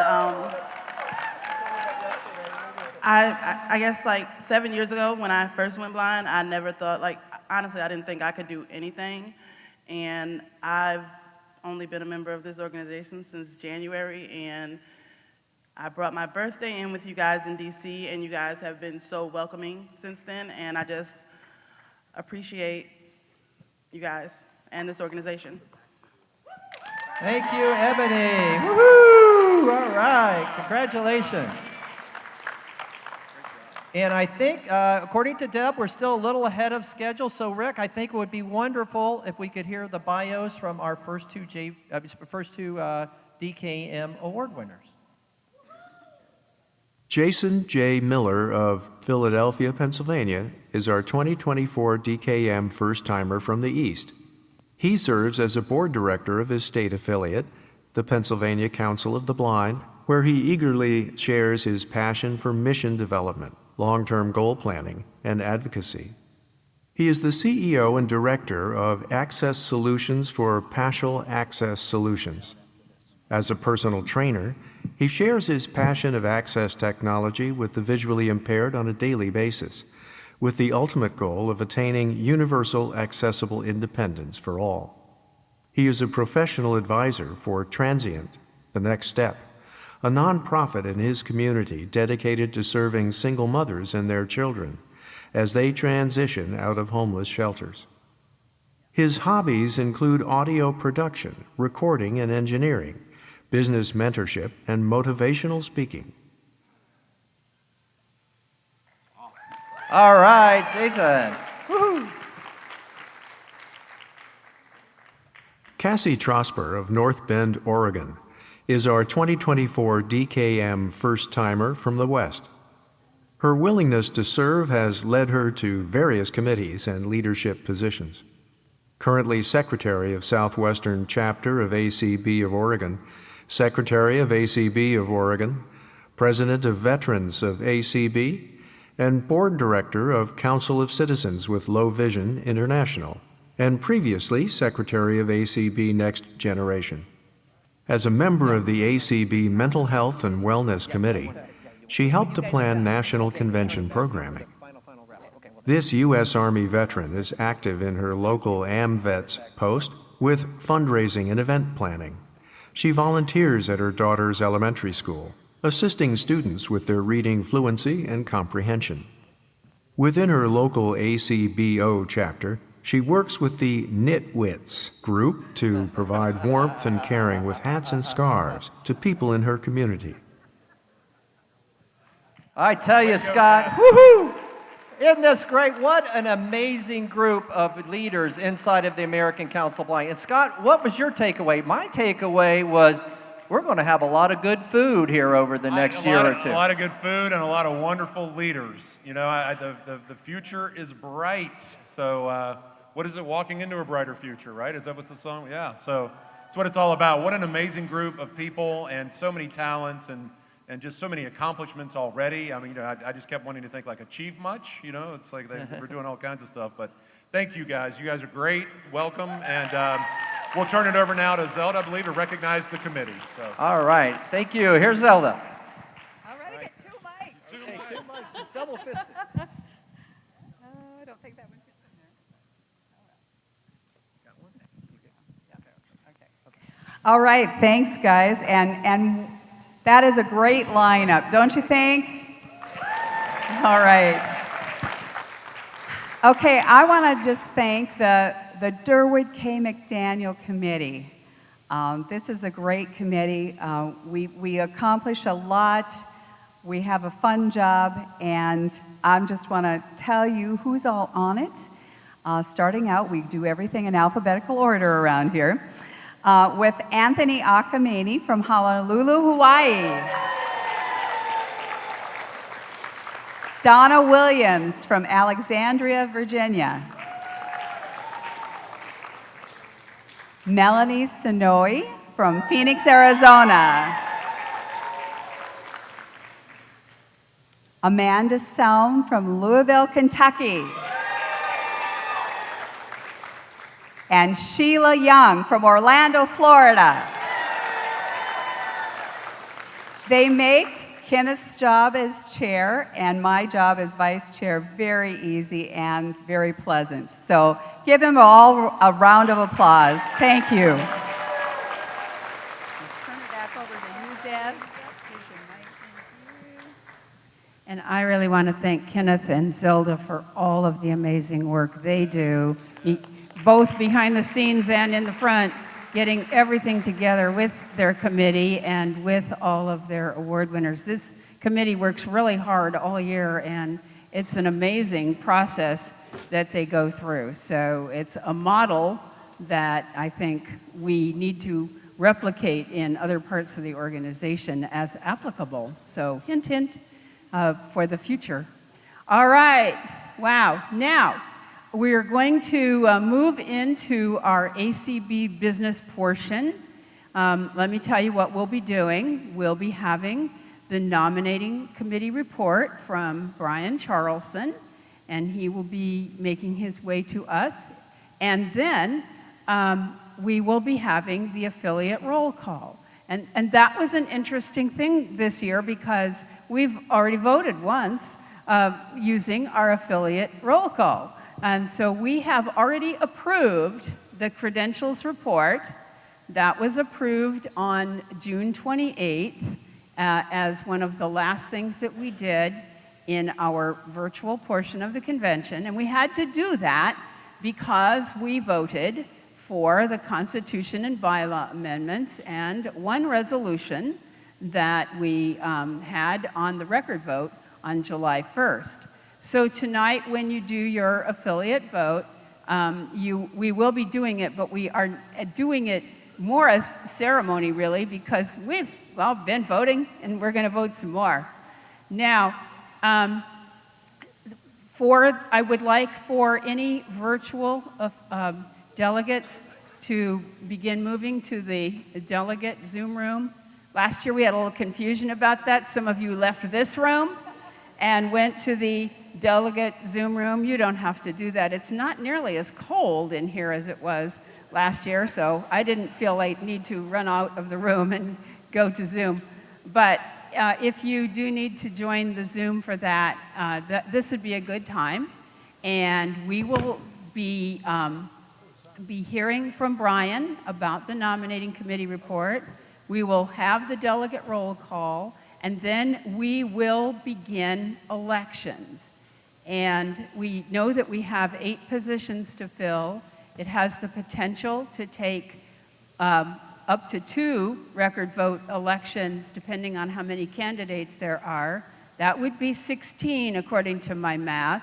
I'm not the best in math, but I checked it with all our math guys, and they said it was 16. So we could have a lot of elections for a while, depending on how things go. So I just want you to be aware that the process may be longer this year, will be probably longer this year, and I want to ask you to give the candidates all the courtesy through the entire process that is expected.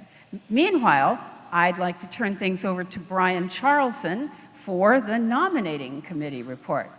Brian? There you are.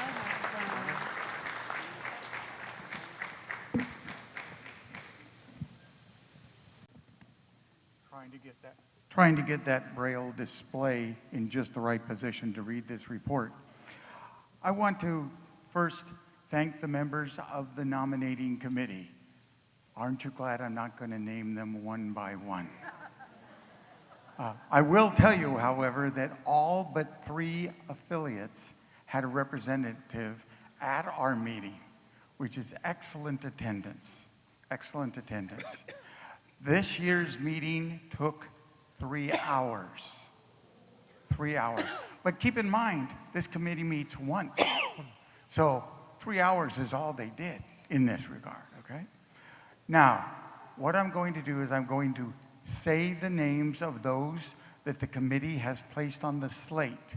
Remember, any member in good standing can run from the floor.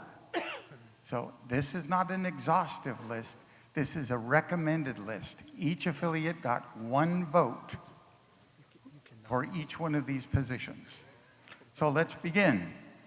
The first one was selected, Chris Bell. Chris Bell is a civil rights attorney, retired, and he hails from, try to say this right, I always get it wrong, yeah, Pittsboro, North Carolina. That's position number 1. Next, we have Donna Brown. She is a special education school teacher, and she is retired, and she hails from Romney, West Virginia. Third candidate is Cecily, I always say her name wrong, Cecily Nair, did I get it right? Laney Nipper. I just Cecily Nipper, for heaven's sake. Anyway, and she is a medical, this takes 4 displays to do this, medical transcriptionist, and she hails from Covington, Georgia. Next, a name that was familiar from this evening, and that is Kenneth Simeon Sr. And Kenneth is a telecommunications manager, retired. That word retired comes in handy from time to time. I'm enjoying mine. And he is from Beaumont, Texas. You can't say Texas. Texas. I'll work on it. Next, we have a new face here, and that is Peter Heidi, who is a retired pastor, and he hails from Baraboo, go ahead, say it, Baraboo, Wisconsin. Okay?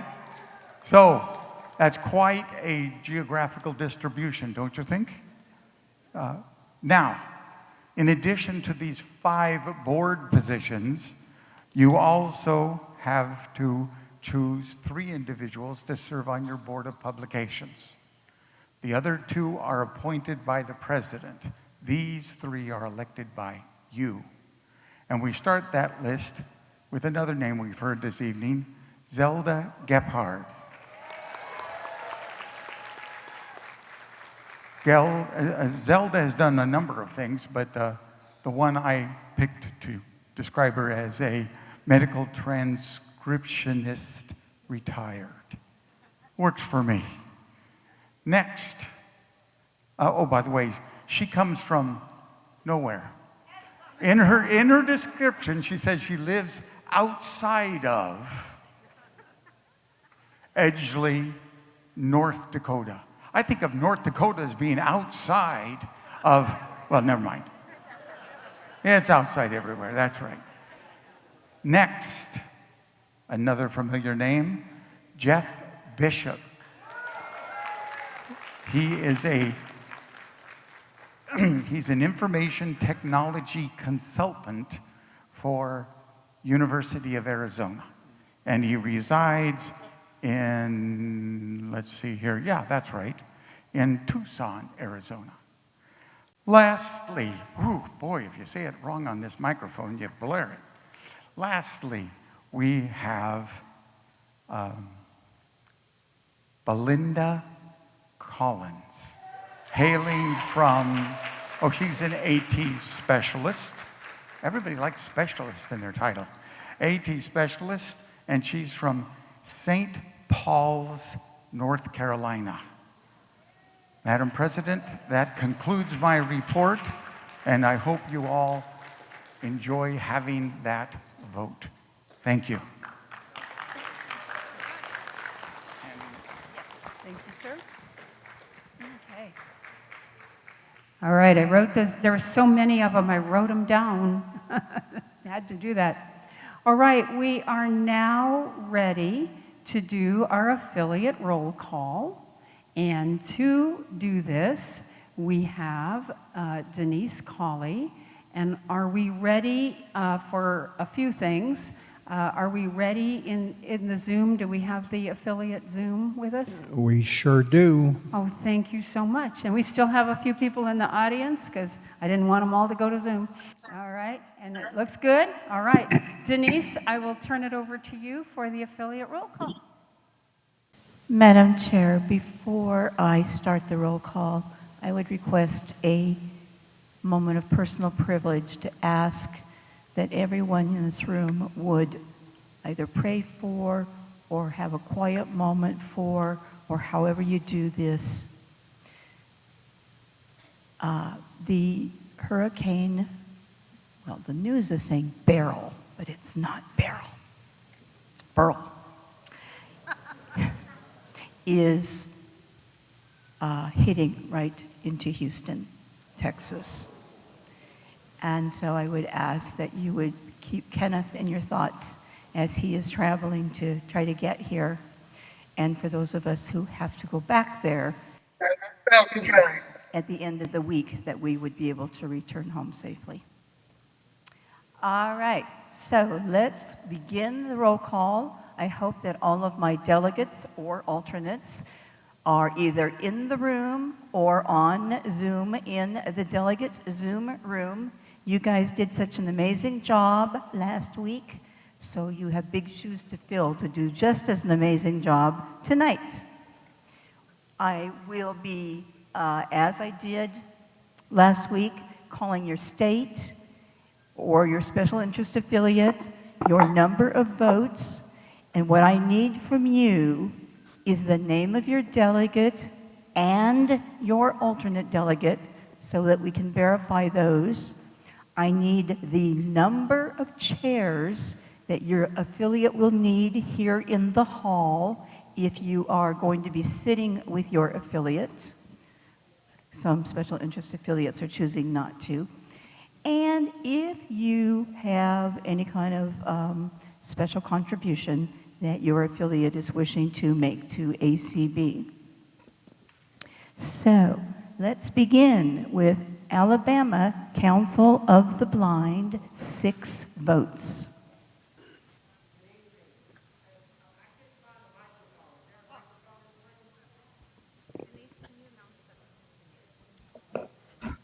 Yes, and what we'll do initially is the first 6 states I'll be taking are Alabama, Arizona, Arkansas, California, Colorado, and Connecticut.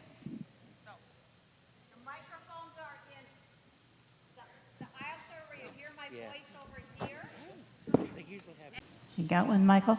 Yes, I'm here. All right. Okay. So your delegates? Michael Talley, am a delegate, and then Joan Garrett is my alternate. All right, so your delegate is Michael Talley. Your alternate is Joan Garrett. Yes, Thank you. Yes, ma'am. All right. And then we just need 10 chairs, and we are sitting together. 10 chairs. Thank you. All right. Arizona Council of the Blind, 2 votes. Madam Secretary, this is Melanie Sano. That microphone's terrible. It's awful. Okay. He's working with the mic. I can yell. Go ahead, Yeah, go ahead, Zoom wouldn't Melanie, hear you. please.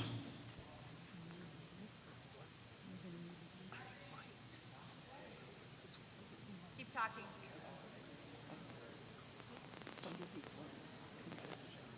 I think the microphones don't like us. Oh. There you go. Okay. This is Melanie Sonoe. I'm our delegate. Kayla Allen is our alternate. And number of chairs? 6. 6? Thank you. All right. Melanie Sonoe is the delegate.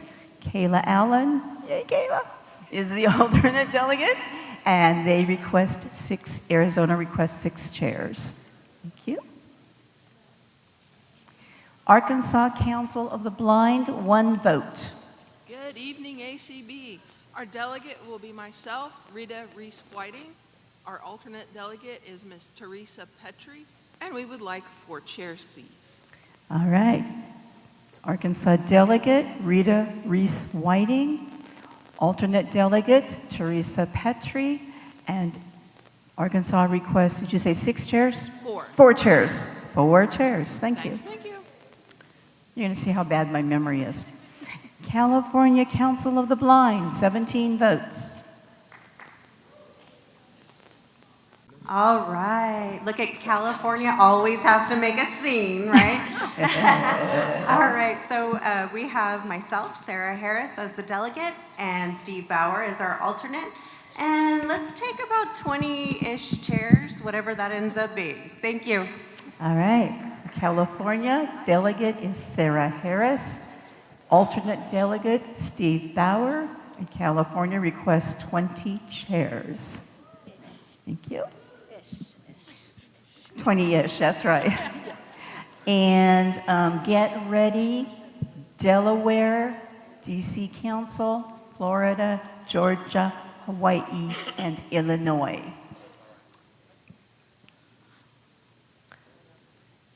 Oops, hold on. Okay, Delaware Council of the Blind, 1 vote. Wait, hey! Oh, Skip, hey! I did. I was going to say, I'm so what happened to the sorry. Centennial Colorado. State? Colorado. Yes! Colorado. We can't forget Colorado. Hello, ACB from the beautiful state of Colorado. Our delegate is Kevin Berkery. We get 1 vote. I am the alternate delegate, David Dunphy, and we request 6 chairs. Thank you so much. Thank you. From Colorado. Delegate, Kevin Berkery. Alternate delegate, David Dunphy. And would you say chairs? I'm sorry. 6 chairs. Thank you. ACB of Connecticut, 1 vote. I am Ellen Telker. I am the delegate. The alternate is Betsy Doan. And I guess we'll say we need 2 chairs. All right. ACB of Connecticut delegate, Ellen Telker. Alternate delegate, Betsy Doan. And Connecticut requests 2 chairs. Delaware Council of the Blind, Visually Impaired, 1 vote. This is Deb Trevino. I am the delegate, and our alternate delegate is Suzanne Howell, and we are both virtual. All right. So Delaware's delegate is Deb Trevino. Alternate delegate is Suzanne Howell, and they request 0 chairs because they're here virtually. Thank you. Thank you. DC Council of the Blind, 5 votes.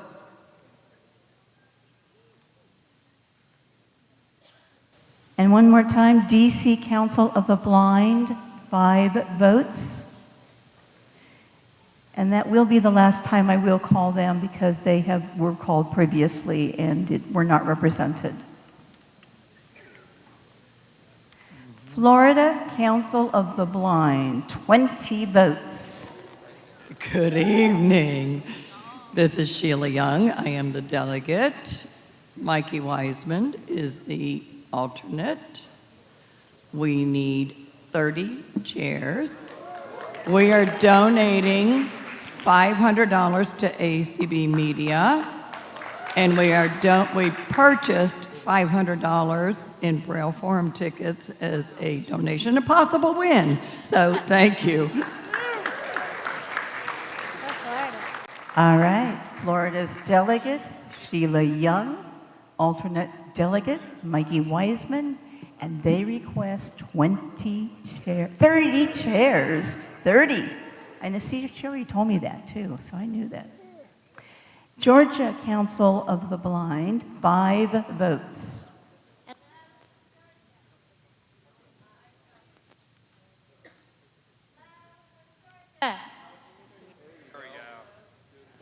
Hello from Georgia, the Hey. Peach State. I'm the delegate, Amanda Wilson. Our alternate delegate is Cecily Laney Nipper, and we request 20 chairs.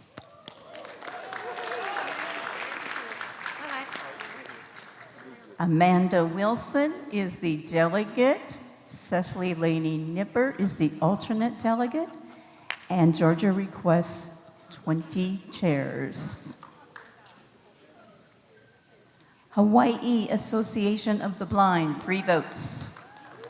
Hello, everybody. Hawaii Association of the Blind, Art Cabanilla delegate, Natalie Barrett, alternate delegate. We request 15 chairs. We also like to present some donations to the organization. $1,000 to the general fund, $1,000 to the ACB media, and $1,000 to the DKM fund or committee, $500 to ACB forum, and $500 to ACB students.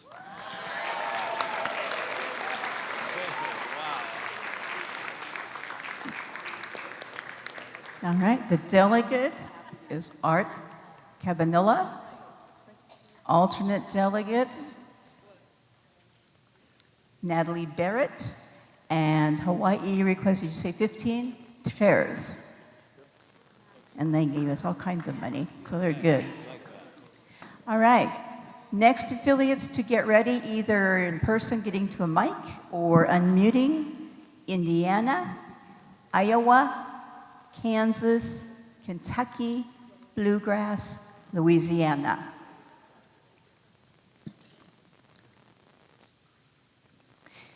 Illinois Council of the Blind, 3 votes. telling me, Denise, that you were going to forget me, but I knew you wouldn't. Good evening, ACB. This is Ray Campbell coming to you from the home of Chicago-style pizza, Mrs. Fisher's potato chips, and the horseshoe, the great state of Illinois. Stop that, I'm hungry. All right. I, Ray Campbell, will be the delegate for Illinois. Rachel Schroeder will be the alternate delegate, and we will need 13 chairs. Thank you very much. Thank you.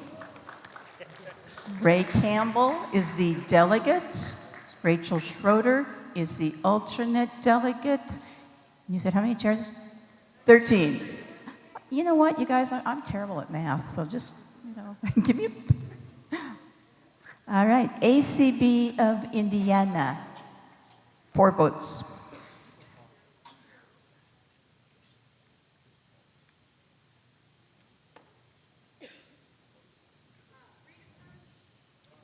That one didn't work either.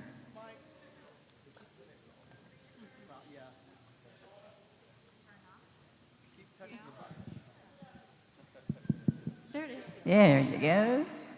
Well, I'm not that tall.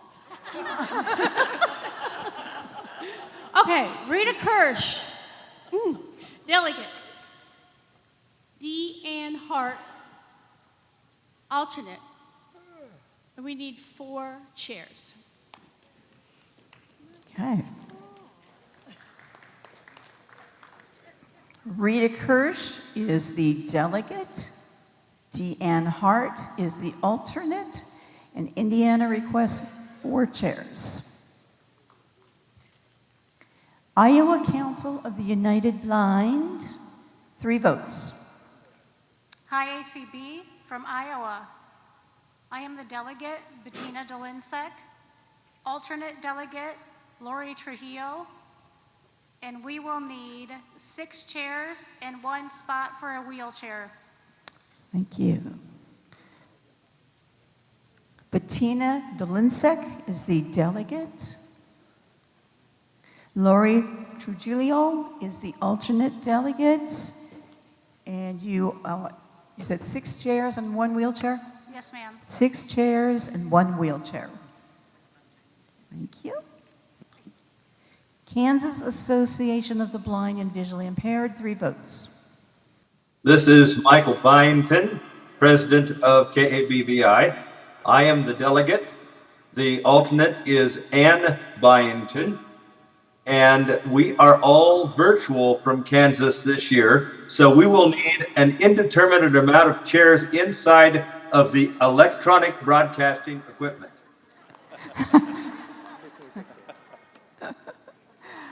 All right, Michael Byington is the delegate. Ann Byington is the alternate delegate.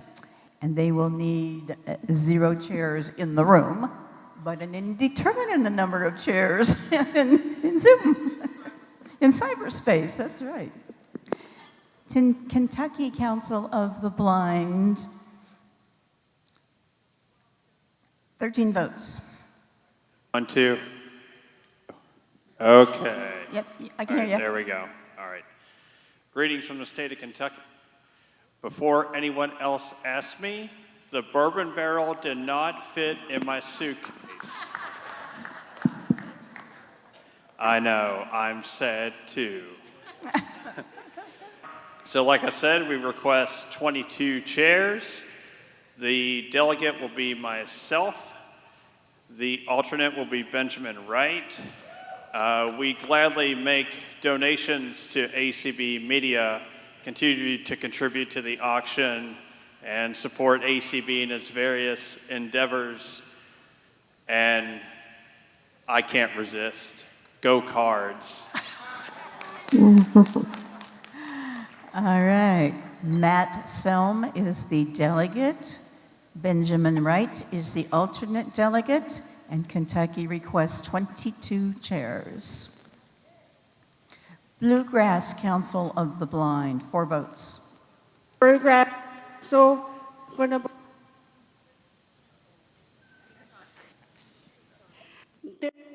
Samantha Hubbard. I am the delegate. My alternate delegate is David Cox. I need 1 chair and 1 space for wheelchair. Go Cats.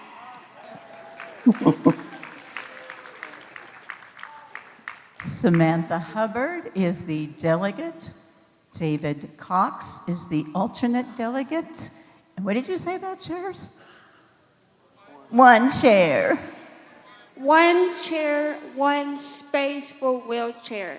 Oh, okay, 1 chair and 1 wheelchair. Thank you. Yeah. All right, states to be getting to a mic or unmuting. Maine, Maryland, Bay State, Michigan, Minnesota, and Mississippi. Louisiana Council of the Blind, 3 votes. Louisiana, Herbert Joe, the delegate, alternate, Leola Campbell. We need 22 chairs and 3 spots for wheelchair. Donation, $500 to the Braille Forum and $500 for fun. Thank you.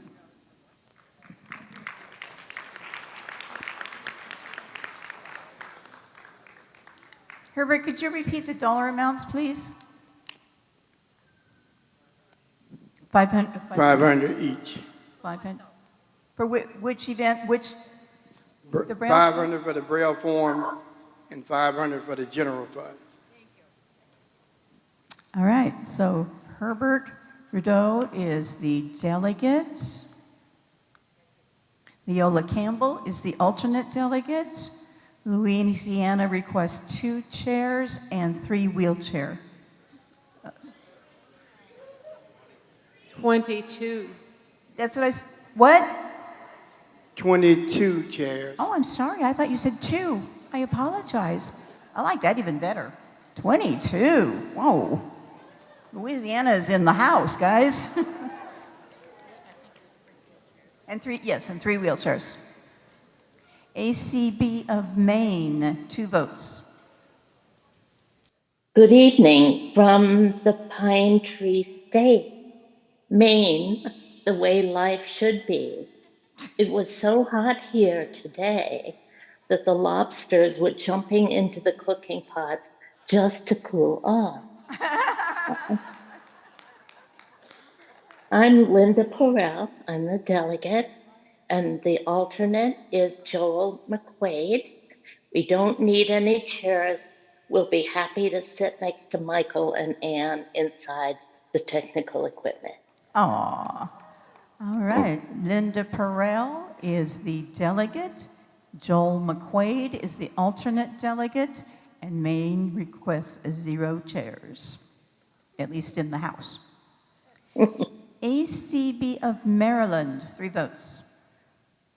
Good evening, Madam Secretary. This is Sandra Sermons, President of ACB of Maryland. I will be serving as the delegate. Gary Messman will be serving as the alternate delegate, and we need 8 chairs, please. All right. Sandra Sermons is the delegate. Gary Messman is the alternate delegate, and they request 8 chairs.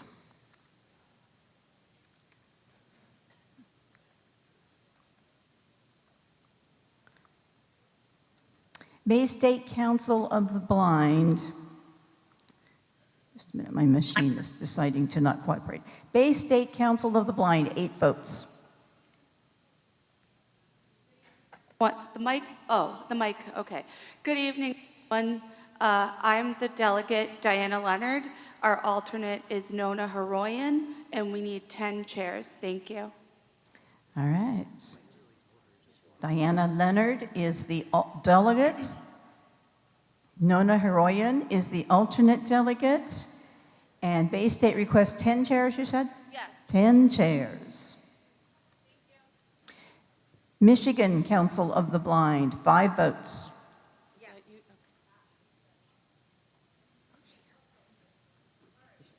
This is Kristen Kelling from Michigan, and I'm serving as the delegate. My alternate is Marissa Misemich, and I only know of one other person besides myself that is here, so we're gonna just go with two. Okay. So Kristen Kelling is the delegate. Marissa, I got it. Marissa Musemic is the alternate delegate, and they are requesting 2 chairs. Thank you. Thank you. ACB of Minnesota, 3 votes. I am Patty Slobby, the delegate. Our alternate is Nikki Schlender. We will need 8 chairs, and our affiliate is donating $1,000 to the James R. Olson Memorial Scholarship Fund.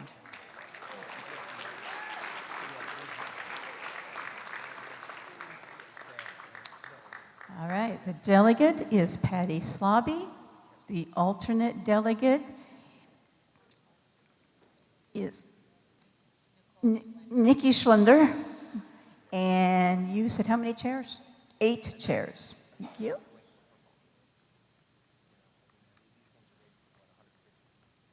Mississippi. Well, wait a minute before we do that. The next group: Missouri, Nebraska, Nevada, New Jersey, New York, North Carolina.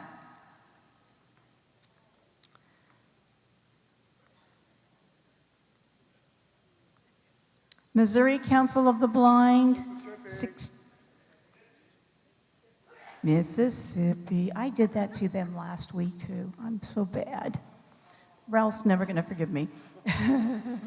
Mississippi Council of the Blind, 3 votes. I'm Carolyn Jane Peets, delegate.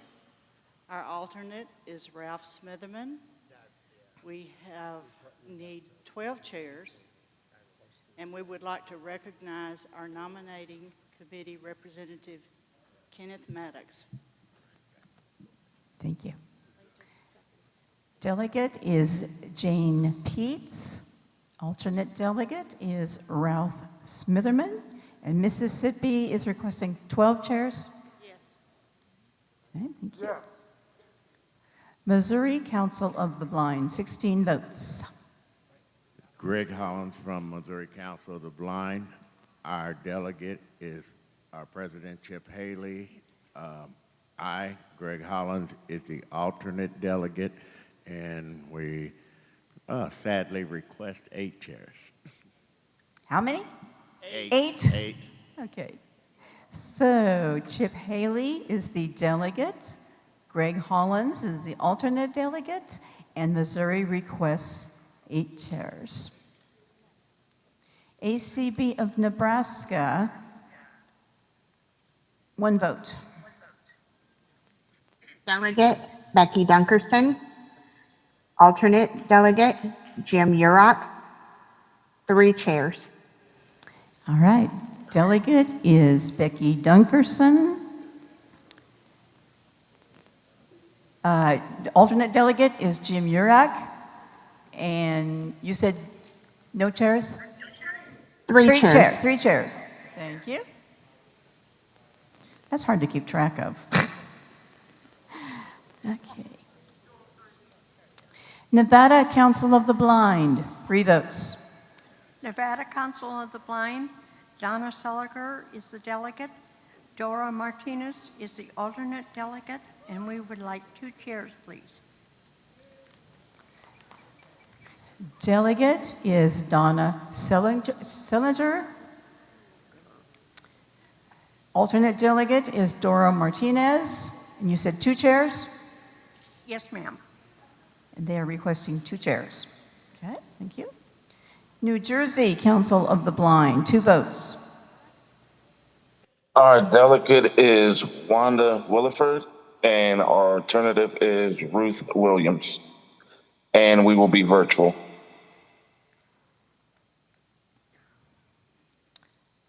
Okay, now just a minute. This is... Okay, so the delegate is whom again? Wanda Williford. Okay, Wanda. And the alternate? Ruth Williams. Thank you. So Wanda Williford is the delegate. Bruce Williams is the alternate delegate. And you said how many chairs? 2 chairs. No, we'll be virtual. Oh, they're both virtual. Thank you. No chairs. All right. ACB of New York, 9 votes. This is Jean Mann. I will be the delegate. Our alternate delegate is Rosanna Beaudry. I know there are some New Yorkers there. I'm not sure how many, but we'll request 6 chairs. Okay. Jean Mann is the delegate. Rosanna Beaudry is the alternate delegate, and New York is requesting 6 chairs.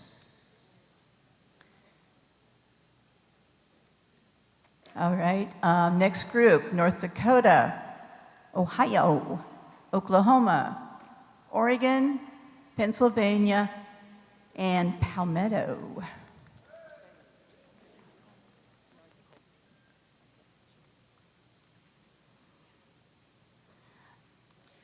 North Carolina Council of the Blind, 4 votes. Hello, from North Carolina, this is Ashley Coleman, the delegate. Our alternate is Becky Davidson, and we need 6 chairs. Thank you. Delegate is Ashley Coleman. Who's your alternate? Becky Davidson. Oh, yes, you're right. Becky Davidson is your alternate. You said 6 chairs? Yes, that's correct. 6 chairs, thank you. Thank you. North Dakota? North Dakota Association of the Blind, 5 votes. Hello from North Dakota. I am Mary Stipp. I'm the delegate. My alternate is Gerald Byron. We request 9 chairs, and we are giving $500 to the Braille Forum.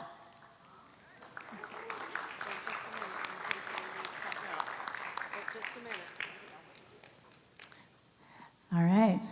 Mary Stipp is the delegate. Gerald Byron is the alternate delegate, and they're requesting 9 chairs. Go North Dakota. ACB of Ohio, 8 votes. Is it going to work since I'm here? Yeah, it sounds like it. All right. Vicki Prayen is the delegate. Janae Miller is our alternate, and we plan to fill 12 chairs. All right. Vicki Prayen is the delegate. Janae Miller is the alternate delegate. And Ohio would like 12 chairs. Yes, ma'am.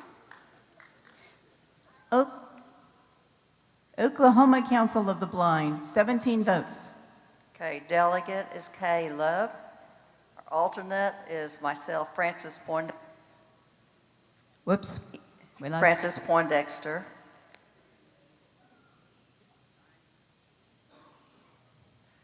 Chairs? Okay, we need 9 chairs and 1 wheelchair. All right. Oklahoma, Kay Love is the delegate. Frances Poindexter is the alternate delegate. 9 chairs and 1 wheelchair? Yes. 9 chairs and 1 wheelchair spot. Thank you. ACB of Oregon, 4 votes. Good evening from Oregon. Our delegate is Carrie Muth, and I am Tyann Wilmath, and I am the alternate, and we need 11 chairs. Delegate is Carrie Muth. Alternate delegate, Tyann Wilmath, and they request 11 chairs? Yes. 11 chairs.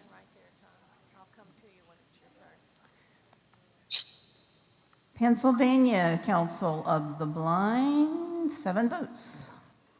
Hi, this is Debbie Hill, president of PCB, and I am the delegate, and Nikki Keck is the alternate delegate, and we need 2 chairs.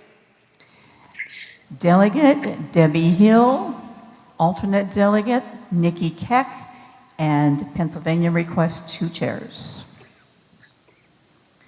All right, the next group will be South Dakota, Tennessee, Texas, Utah, Vermont, Virginia. Palmetto Council of the Blind, 1 vote. Palmetto, Jennifer Baser, delegate, Dave Birch, alternate, and we are proudly asking for 10 chairs and 1 wheelchair.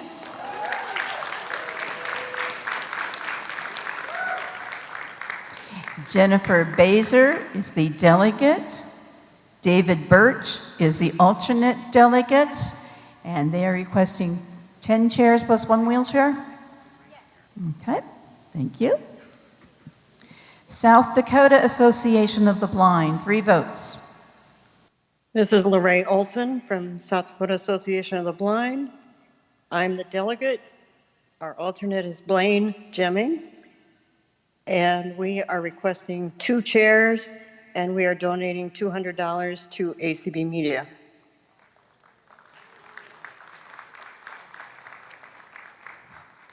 Delegate Lorraine Olson. Alternate delegate Blaine Jemming. And they are requesting 2 chairs. Correct. Thank you. Tennessee Council of the Blind, 6 votes. I'm Gordon Dykes, the delegate.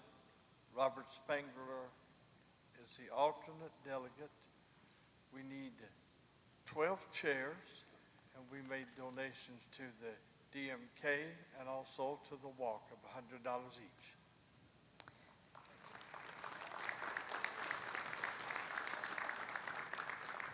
Delegate Gordon Dykes, alternate delegate Robert Spangler, and they are requesting 12 chairs.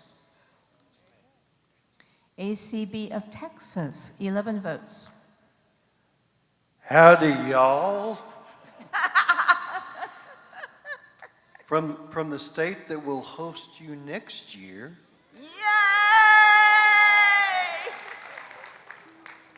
I'm Chris Prentice. I am the delegate.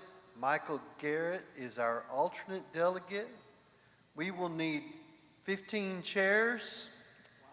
And today we did make a $250 donation to the ACB General Fund and $250 to the Braille Forum. And we would like those chairs to be saddled back if you could. Thank you. Saddleback, yeah.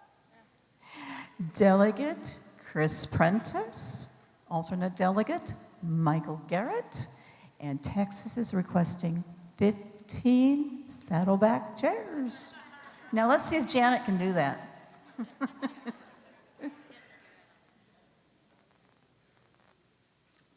Utah Council of the Blind, 14 votes. I am Linda Disney. I am the delegate. Sandra Rukenrich is the alternate, and we'll need 1 chair.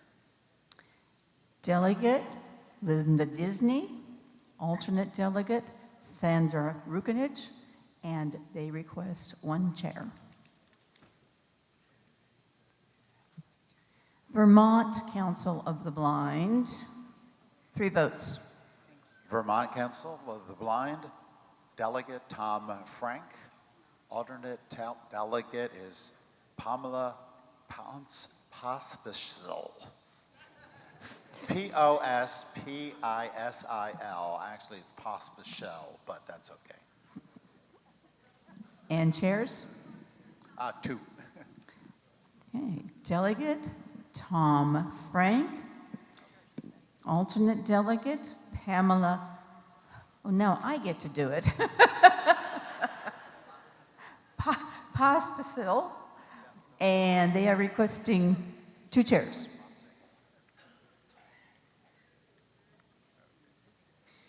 All right, next group will be Washington, Mountain State, ACB of Wisconsin, Wyoming, Aging and Vision Loss, American Association of Blind Teachers. ACB of Virginia, 3 votes. Hello, Donna Browning.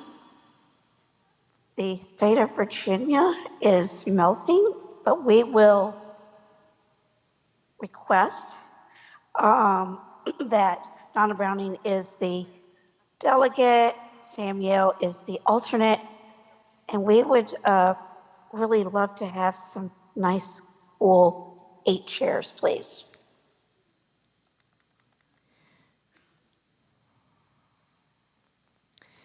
Delegate Donna Browning. Sam Joel, alternate delegate. You said Yale. 8 Sam chairs. Yale. Pardon? Sam Yale. Yes, and 8 chairs. Gotcha. Yes. Thank you. Washington Council of the Blind, 17 votes. Andy Arvin, delegate. Kathy Wilson, alternate delegate. We need 16 chairs and 1 wheelchair. Yeah, and a couple chairs on stage, right. All right, Washington delegate Andy Arvidsson, alternate delegate Kathy Wilson, Washington requests 16 chairs plus 1 wheelchair slot. Mountain State Council of the Blind, 2 votes.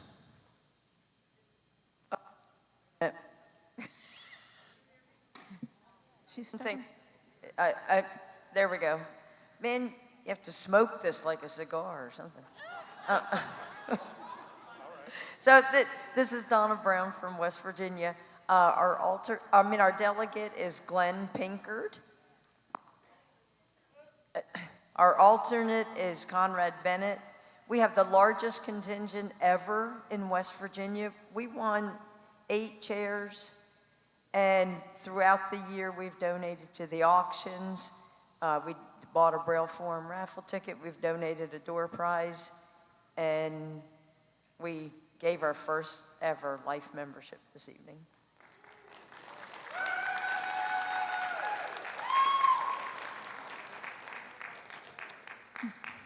Delegate Glenn Pinkard. Alternate delegate Conrad Bennett. And West Virginia is requesting 8 chairs. ACB of Wisconsin, 1 vote.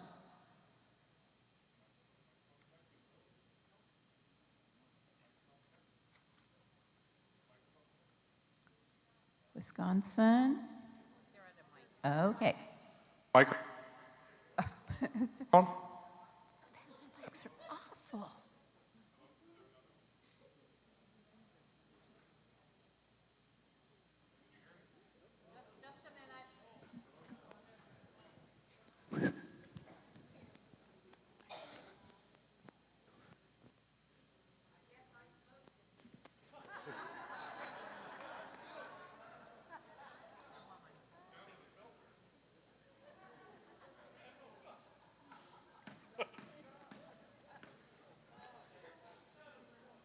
Check.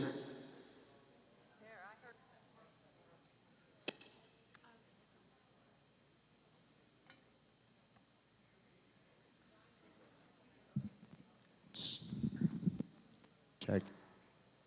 Nope. Here we go. Check, check, check, check. Third time is testing, testing. 3rd time is a charm. We gotcha. Greetings, ACB, from the land flowing with milk and honey weiss. Lots of beer, lots of cheese, and really, really loud motorcycles. Steve Heeson is the delegate. The lovely, effervescent Kathy Hujak is the alternate delegate. We are requesting 6 chairs. Go Badgers, Packers, Brewers. They cut me out.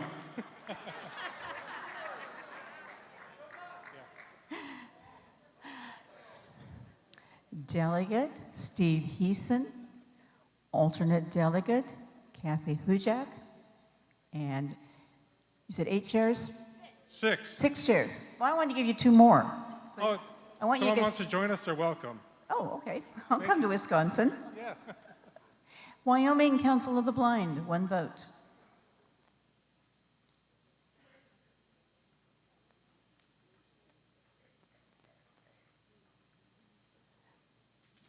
Wyoming.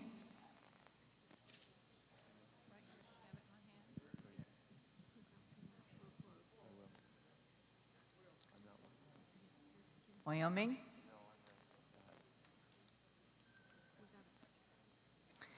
Okay, now we're going to start with our special interest affiliates. Alliance on Aging and Vision Loss, 7 votes. Check, check, check. Okay, this is Doug Powell, president of the AAVL. I am the delegate. Danette Dixon is the alternate. And we do not need chairs. Thank you. Doug Powell, delegate. Danette Dixon, alternate delegate. And they are requesting 0 chairs. They're going to sit with their delegations. American Association of Blind Teachers, 2 votes. Oh, I'm sorry, I didn't tell you guys to come up. Yeah, I did. Teachers, 2 votes. I am April Martin, and I am the delegate. Steve Dresser is our alternate delegate, and we are requesting 5 chairs, and we are making a $100 donation to the Braille Forum.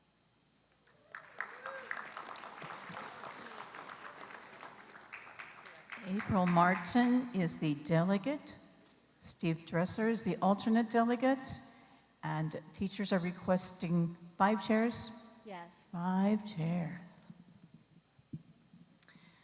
And let's get, I can't even remember how far I went. So let's see it. Attorneys, diabetics, families, government employees, next gen, and line lines. Okay, attorneys. Oh, and Jeff's on them. We don't need any chairs because we stand for blind justice. Ew. Better not admit that I'm the delegate, Jeff Tom, after that. And the alternate is our president, Steve Blow. Thank you.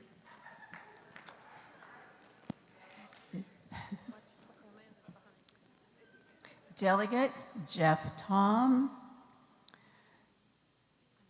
Alternate delegate Steve Burtonson, Low, and 0 chairs.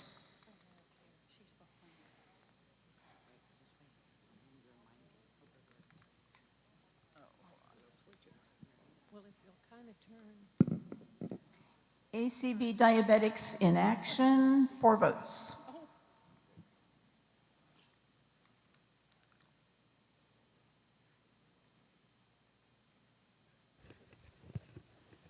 Hello, this is Larry Gassman, president of ACB Diabetics in Action.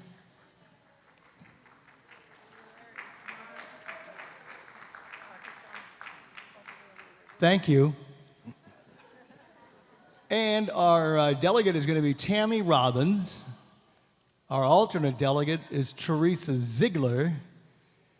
And everybody's sitting with their own states, so we don't need any chairs.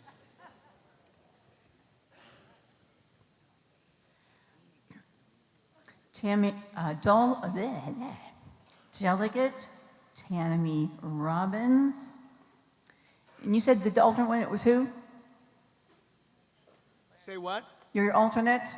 Alternate is Teresa Ziegler.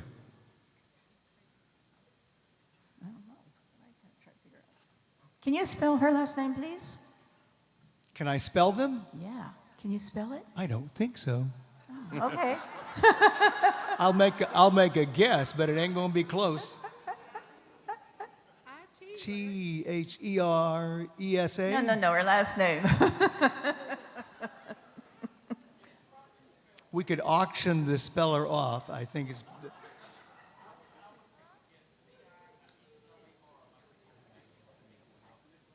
Oh, Ziegler.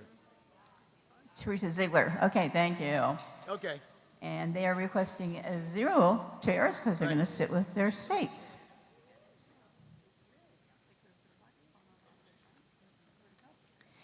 ACB Families, 4 votes. Whoops. Nope. Yep, There we are. you get it. Okay, this is Carla Rushville. I'm president of ACB Families. And ACB Families this year is a choral sponsor of the ACB convention. And we hope you enjoyed the beach party because that's what our cash went to help. The delegate for ACB Families is Linda Yax. The alternate delegate is Leslie Tom. Yeah, I know. Okay. The alternate delegate is Leslie Tom, and we hope everybody has a great convention, and we will just be sitting with our delegate. All right.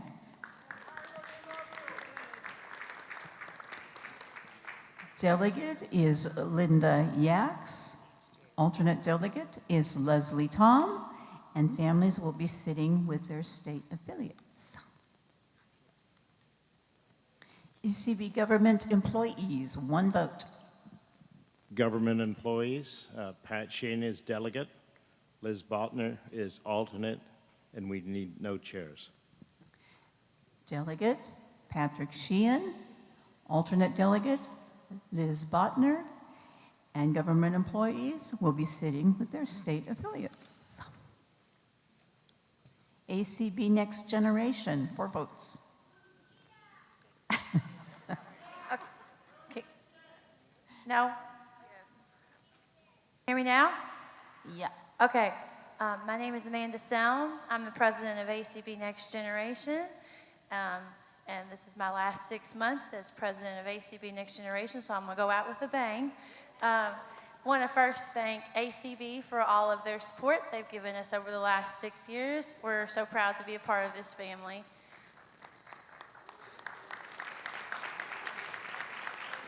Thank you. So I am serving as the delegate. The alternate delegate is Lindsay Levere from Michigan. I am also proud to report that we are making 2 donations this year. We are making a $300 donation to ACB Media. We are making a $300 donation to the Durward K. McDaniel Fund Committee to continue investing in leadership and future leaders of tomorrow. And we are also proud to announce that we have donated shipping to the ACB auction, both for the summer auction and the holiday auction. Thank you, and I hope you all have a wonderful convention. Oh, how many chairs? Sorry, Madam Secretary. Yes. We need 10 chairs. However, as president, I am encouraging all of those members to meet and greet with their state affiliates this week. Thank you. The delegate, Amanda Selm. Alternate delegate, Lindsay Levere. And they are requesting 10 chairs, although they're hoping you'll all go sit with your state affiliates. Encouraging. Next group will be ACB Radio Amateurs, students, Blind Information Technology Specialists, Blind LGBT Pride International, Braille Revival League, and CCLVI. American Council of Blind Lions, 4 votes. American Council of Blind Lions is the affiliate that roars, and we're also the affiliate that is a choral sponsor, provides some finances to somewhat help in expenses of bringing scholarship winners to the ACB conference. I'm Adam Rushable. I will be the delegate and will be in the Kentucky delegation. Paul Lewis is our alternate delegate, and he will be in the Florida delegation, and ACB Lions needs 0 chairs. Adam Rushable is the delegate. Paul Lewis is the alternate delegate, and ACB Lions will need 0 chairs. All the audio now on mute. ACB Radio Amateurs, 1 vote. Hello, I'm Harvey Hagee, president of ACB Radio Amateurs. I will be serving as the delegate. we have two alternates, Marcia Moses and Mike Duke. Mike Duke is attending in person. Marcia and I are attending virtually, but we do not need any chairs. Thank you. Delegate Harvey Hagee, two alternate delegates, Marcia Moses and Mike Duke, and radio amateurs will need 0 chairs. ACB students, 1 vote.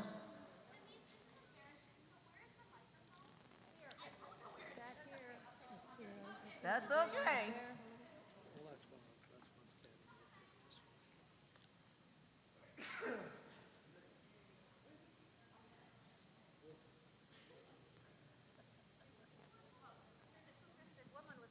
Oh, perfect. Okay. Hello, ACB. I am Emily Nelson as the delegate for ACB students. Greg Wansnyder is the alternate delegate, and we need 2 chairs. We'd also like to thank Hawaii for their very generous donation to ACB students.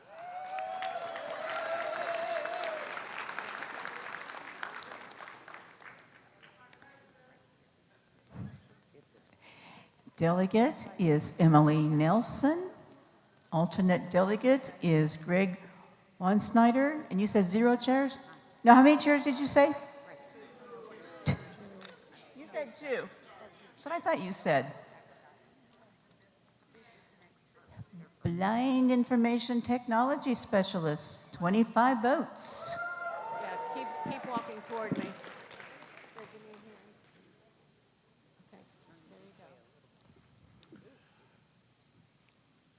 Good evening, everyone.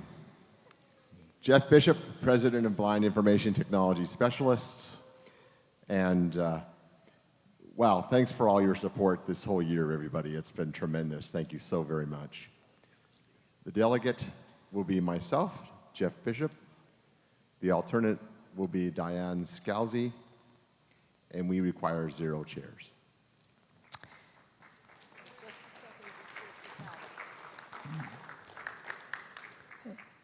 Delegate is Jeff Bishop. Alternate delegate, Diane Scalzi. And BITS requires 0 chairs because all of their wonderful members who gave them the 25 votes are all going to sit with their state affiliates. And convince them to all join BITS.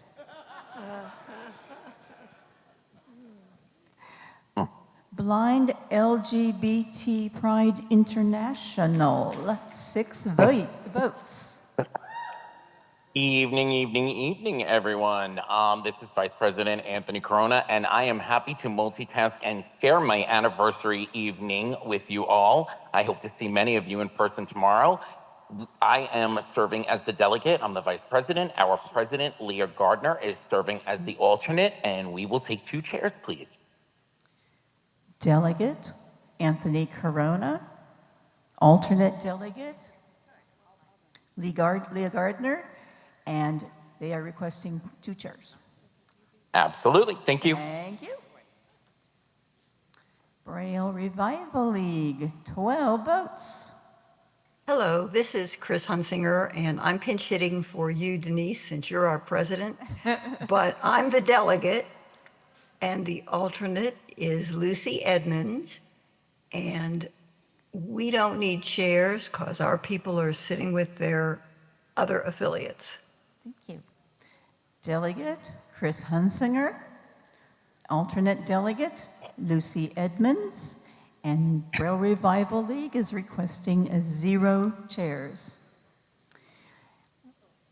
And then the last group, Friends in Art, Guide Dog Users, Independent Visually Impaired Entrepreneurs, Library Users, Randolph Shepherd, and Veterans of ACB. Council of Citizens with Low Vision, 10 votes. CCLVI. This is Patty Cox. I will be the delegate. Debbie Persons will be the alternate delegate. And we will all be sitting with our states.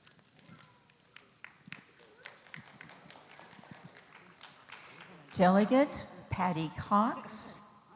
Alternate delegate Debbie Persons.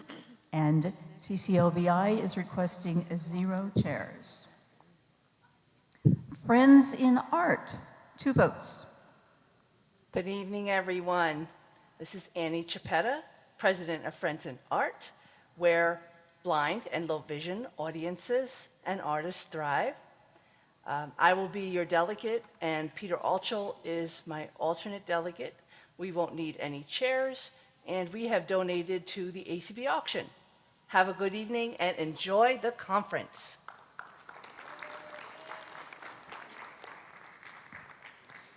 Ann Chiapetta is the delegate. Peter Altschul is the alternate delegate. And Friends in Art are requesting no chairs. Guide dog users, 16 Hi, votes. Denise. This is Penny Reeder. I'm the delegate. Our alternate delegate is Dixie Sanderson.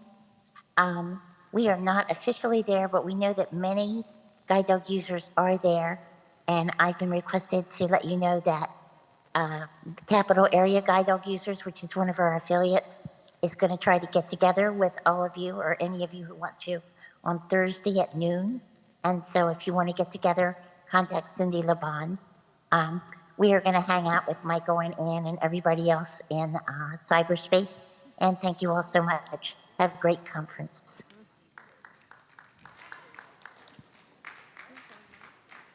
Delegate is Penny Reeder. Alternate delegate is Dixie Sanderson. And guide dog users and the doggies are also all going to hang out in cyberspace. That's going to be a big group. It will be fun. Independent visually impaired entrepreneurs, 1 vote. Ivy President, Artis Bazin. I'm the delegate, and the alternate is Jeanette Gerard. And we are going to sit with our state or other affiliates. Thanks. Delegate, Artis Bazin. Alternate delegate, Jeanette Gerard.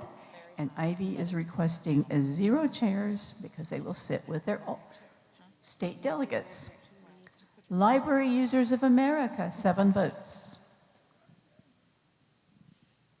Library Users of America, this is Carla Ruschival, President of LUA, and we are this year a choral sponsor, sponsoring the talking book narrator who will be addressing this convention on Tuesday, and also will be participating in a LUA session that afternoon. The delegate for Library Users of America, I, Carla Ruschival, will be serving as delegate, and the alternate delegate will be Mary Hopp. So we will not need any chairs because we're all going to be reading our books with our state delegations.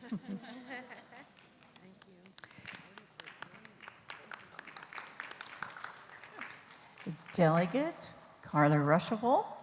Alternate delegate, Mary Hopt. And they are requesting 0 chairs. Randolph Shepherd Vendors of America, 13 votes.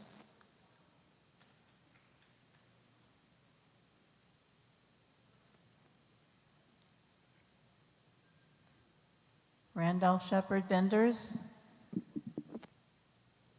I thought Randall was going to be here, but Randall Crosby is going to be the delegate, is the alternate delegate, and 5 chairs. Who'd you say was the alternate? Scott Egan. All right. He got cut off. All right. Delegate, Randall Crosby. Alternate delegate, Scott Edgen. And you said how many chairs? 5?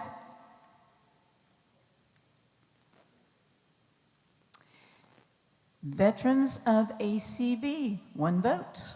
Alrighty, last but not least for sure. So I am President Cassie Trosper. I am also the delegate, I do not have an alternate delegate, and we will be sitting with our state. And ACB, veterans of the ACB did also donate shipping for the ACB summer auction.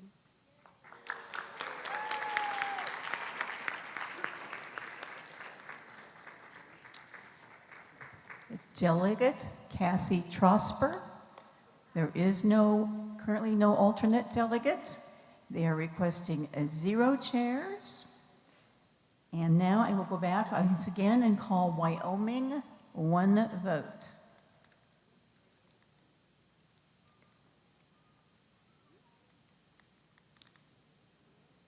Wyoming, 1 vote.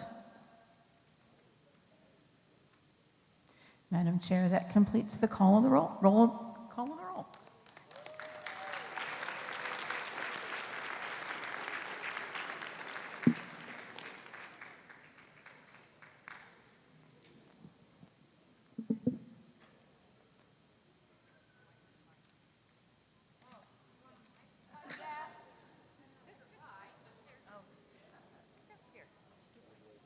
Oh, I have to give it back to her? Oh, man. Making Denise give it back. All right, ladies and gentlemen, we are now going to begin our elections. And I want to make sure that we have everybody in Zoom with their hands down because we are going to take nominations. I don't want to take anything else. So that All hands are down. Thank you. And then we have someone managing the Q&A over there.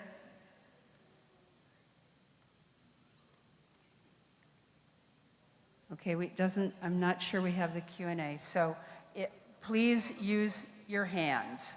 That's what you're going to have to do. All right, so we are going to begin the elections. Our process is that we will take the candidates in the order that Brian provided them.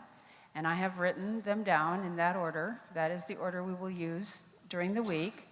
We will take the first candidate. If that candidate has no opposition, that candidate will be elected by acclamation, and we will move to the next candidate. As soon as we have a candidate that has an opponent and someone that is nominated from the floor in opposition, then we will move into the process of the speeches. Right now, no one has made any speeches yet, so every candidate will be entitled to 5 minutes for their speeches that they can have organized in any way they wish. So what we will do when we have the opposition candidates is we will identify the speakers all at once, kind of like we did for the opposed and affirmative people for the resolutions, et cetera, last week, so that we can just move from speaker to speaker. We will identify those. And then our parliamentarian, Julie Palm, will time our speakers, and they will have 5 minutes per candidate. So that's, if you have 2 speakers or whatever, that's how you can divide that ever how you want to, and hopefully you've worked that out with them. We will then, once we have done that, then that will conclude our business for this evening. And tomorrow afternoon, you will be voting. So we'll go over that when we get there. But let's begin our process now. So the first person who was placed in nomination from the nominating committee is Chris Bell, who is a retired civil rights attorney from Pittsboro, North Carolina. And Chris is in nomination for the board of directors for his 2nd term. Are there any nominations from the floor? And I will take them from the physical floor or from Zoom. No hands in Zoom. For a 2nd time, are there any nominations from the floor? No hands in Zoom. Thank you. And for the 3rd time, are there any nominations from the floor? No hands in Zoom. Since there are no additional candidates, I declare Chris Bell elected to the Board of Directors by acclamation. Chris, would you like to say anything? Are you still with us? Chris is in Zoom. Okay, one moment.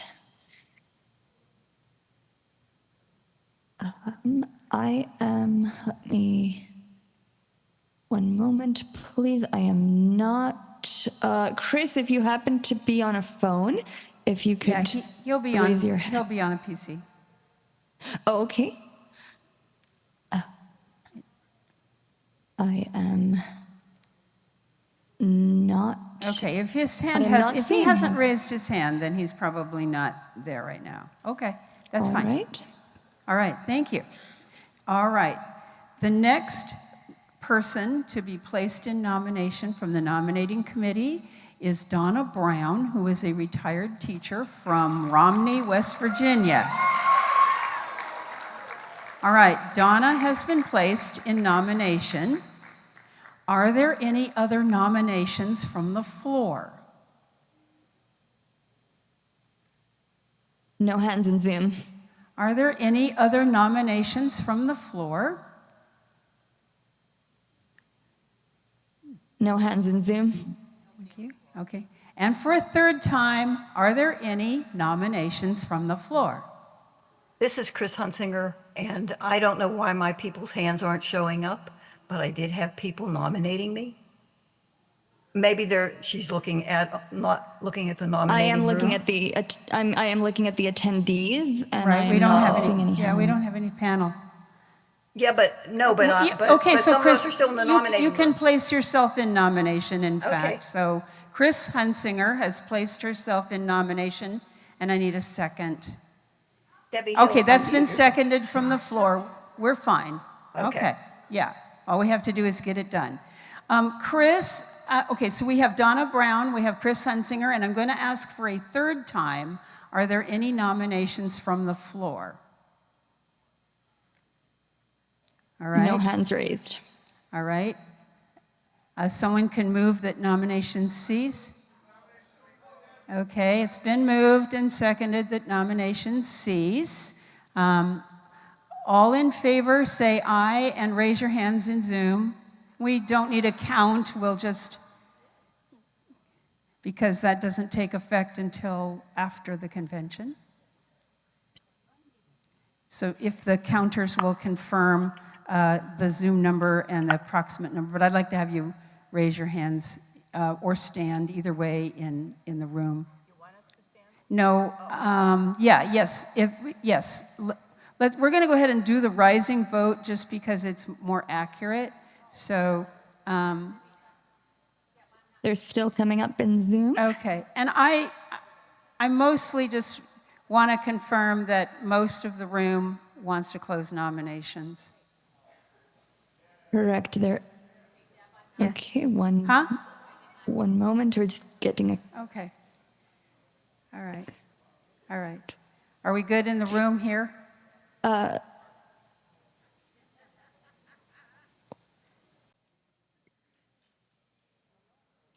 Yes?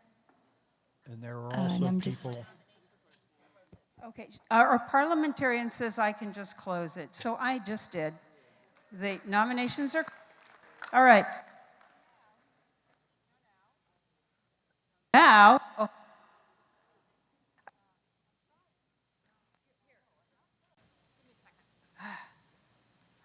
There, it's back again. I don't know. Okay, so nominations are closed. So I'm going to ask Donna Brown and Chris Hunsinger to identify their speakers.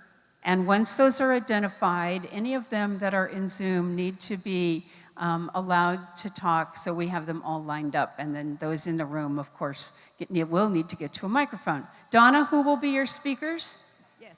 A minute. I'm trying to figure out the microphone. Can you hear me? Yes, we can. Oh, okay. My first speaker will be April Martin. And my second speaker will be Matt Selm, and they are both in And the they room. are both present, yes. April Martin for Donna and Matt Selm. In that order, Donna? All right, yes, she says. All right. Chris, who will your speakers be?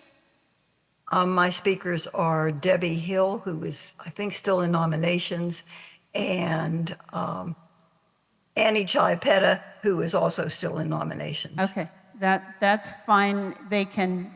Are they still connected? Is the nomination still connected to us? I am, yes, Annie. Yeah, okay. All right. So, we will have Debbie Hill and in Zoom and Ann Chiapetta in Zoom. And that is probably, Chris, why their hands weren't seen, because they didn't come back to the regular room. So okay. That's exactly how we missed them. Okay, very good.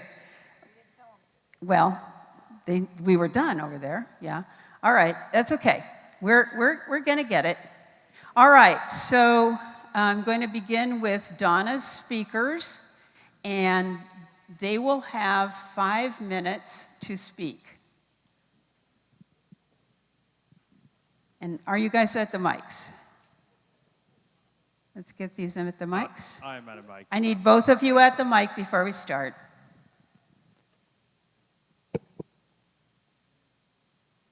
Do we have April? Is April coming to a mic? Is she in the house?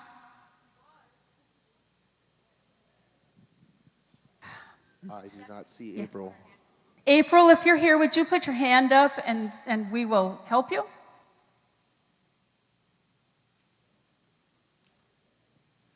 I don't believe she's still in the room. Okay. Yeah, she's not here. Is there someone?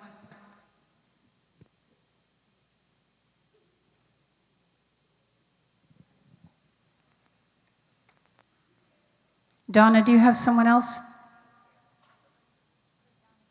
Oh, yeah, it's okay. I do. Yes. Oh, sorry. I didn't know the mic was here. Doug Powell. Doug Powell will be Donna's first or second speaker, Donna? Second speaker, no problem. Yeah, okay. Very good. All right, so let's get Matt and Doug. We got Matt to a mic, and Doug? He's right behind me. All right, that'll work. I rise in support of Donna Brown for the ACB Board of Directors. As was mentioned previously, Donna is a retired school teacher residing in Romney, West Virginia, from the School for the Blind. She's a former Paralympian and attended the first Games in 1996. Okay, thank you. Donna's been a member of ACB for nearly 40 years and has been active on multiple levels, including her state, her local chapter, and now on the national board.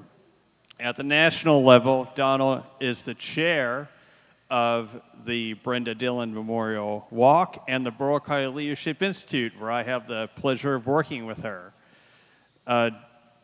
Donna serves ACB in many other ways. She's on the support committee. She's on the resource committee. She's been a mentor in the past. She's been a quiet and servant leader to ACB and to the blind movement as a whole. Donna serves outside of ACB and continues to serve the movement as current president of her local Lions Club. She serves on the Overlook Board of Directors in West Virginia, and she's on the board for the local agency that provides sheltered workshops in the area. So, all in all, Donna's been a quiet, servant, humble leader. She served us well in ACB, and I hope all of you will consider nominating her and electing her to a second term on the board of directors. Thank you. Okay. And Doug?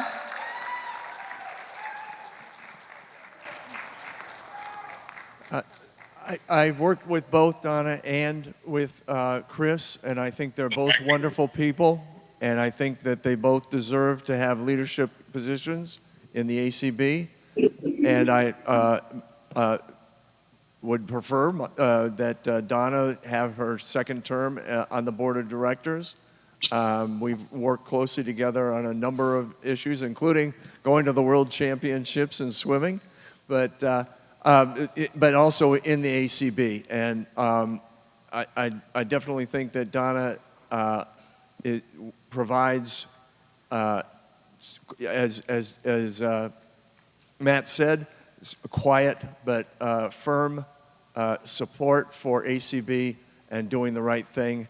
And I think she deserves a second term. So please vote for Donna Brown. All right, thank you very much. Okay, we are going to hear from Chris Hunsinger's speakers. And the first of those, is Debbie first? Yes. Yes, okay, Debbie Hill will be first in Zoom, and then also Chaipeta, also in Zoom. So, okay, are we ready? Let's go. Okay, hi. This is Debbie Hill from Pennsylvania Council of the Blind, and I am nominating or making the speech for Chris Hunsinger. She lives in Pittsburgh. She is the current vice president of the Golden Triangle Council of the Blind and has been the president there in the past. She is immediate past president of PCB. During her time as president, she oversaw the hiring of 3 different staff members. In ACB, she is chairperson of the Rehabilitation Task Force. She is on the ACB Advocacy Steering Committee. She is on the board of the Braille Revival League, and she is active on the Public Awareness Committee for them. She is a member of the Alliance on Aging and Vision Loss and active in advocacy for older blind people or people with low vision. She is a member of Library Users of America and an ally for Blind Pride International. She has developed many problem-solving skills, especially due to her work in the federal government, where she had to deal a lot with the ins and outs of very complex rules. She is a very detailed person, and I got a list from her called the Changing of the Guard when I became president of PCB. And she told me many things about being president that maybe I knew and many that I had no clue about. Between her work experience and her volunteer experience with the various affiliates of ACB, she has worked on many teams and led them and knows how to work on a team to achieve a goal. All right, thank you. She knows, okay, I'm sorry. Go ahead. Okay, she knows a lot about advocacy and really loves to do the work, and has worked in advocacy at all levels of government and outside government in other organizations. She is a strong supporter of the principles of equity, diversity, and inclusion. And no matter what anyone's background, she's a strong believer that everybody should have access to needed services. And she also feels that everyone, no matter background, should feel welcomed in the ACB family. Chris feels that accessibility is independence, and she is happy to advocate for accessibility alongside ACB and any other time her voice is needed. If you vote for Chris to be a member of the board of directors of ACB, she won't disappoint. She is thoughtful, hardworking, and will bring a high level of enthusiasm to the board. Thank you. All right, how much time is left? 1 minute, 50 seconds, Annie. All right, I can do it. So hello, everybody. I am here to support the election of Chris Hunsinger to the board of directors for ACB. I've known Chris a short time because I moved from New York to Pennsylvania recently, and she was the first one to reach out to me. She made sure I had all of the essential tools that I needed to become a Pennsylvanian and navigate the systems here in Pennsylvania, because I had no idea. So she's a very conscientious, caring person, and she's also a problem solver. I actually spoke to her the other day, and she fixed her own refrigerator I am impressed. Anyway, she volunteers her time on a lot of different organizations at a lot of different levels, state, local, and national. And I've learned a lot from her in the short time that I've known her. I serve with her on the editorial board for Pennsylvania Council of the Blind. Like I said, she's detail-oriented. She's willing to volunteer and take on new things, even though, she might throw herself in feet first, but she always gets things done, and I admire that as well. She learns and absorbs what's important to do the job. She understands procedures, and I hope you vote for Chris because I think she'll get things done, and she'd be a great asset to ACB National. Thank you.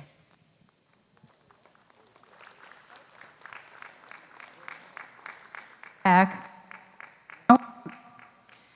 Well, okay, I think we're good again. Oh. Okay, there we go. I think we're back. All right, so here is the process that we now have, because we do have a contested election. So tomorrow afternoon, you will use your ballot code, and you will, the election will be open with Vote Now between 2 p.m. and 6 p.m. Eastern Time. And you will be able to vote for Donna Brown or Christine Hunsinger for the board. And that will be the only contest on the ballot. That will be tomorrow afternoon, Monday afternoon. There is no general session tomorrow, so you will vote tomorrow afternoon. And then on Tuesday morning, we will have the affiliate vote. It's fairly early in the session, so please be in the affiliate room if you are an affiliate voter. If you need to be in Zoom for that, go ahead and start in that affiliate room, and we'll pipe that into you. Once that vote is complete, please come back here, because all we can do is hear you when you open your mic and talk to us, but we can't count any vote from you or any other kind of interaction from you because you're not in our room. So definitely return here after that. But that is the plan. So tomorrow afternoon you will vote. Tuesday, when we come together in our general session, we will do the affiliate vote, and that will determine this particular seat on the board. All right, that concludes our election process for tonight. Are there any announcements?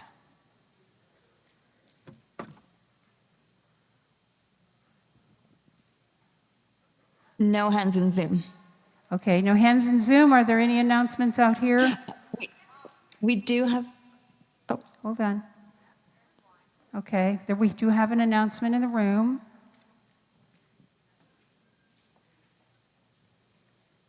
Oh, can you hear me? Yes. On Tuesday morning in general session, the Georgia table will have fudge, quarter pound for $5. So bring your $5 and come buy fudge on Tuesday. We'll need that by Tuesday. All right. Thank you.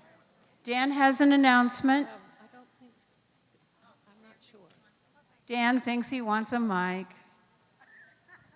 Some things just never quit. I know it's late, but Gene Mann has really asked me to do this. So for all of those interested in joining the monthly monetary support program, it is a wonderful program that raises over $100,000 a year for our ACB national organization and our state affiliates.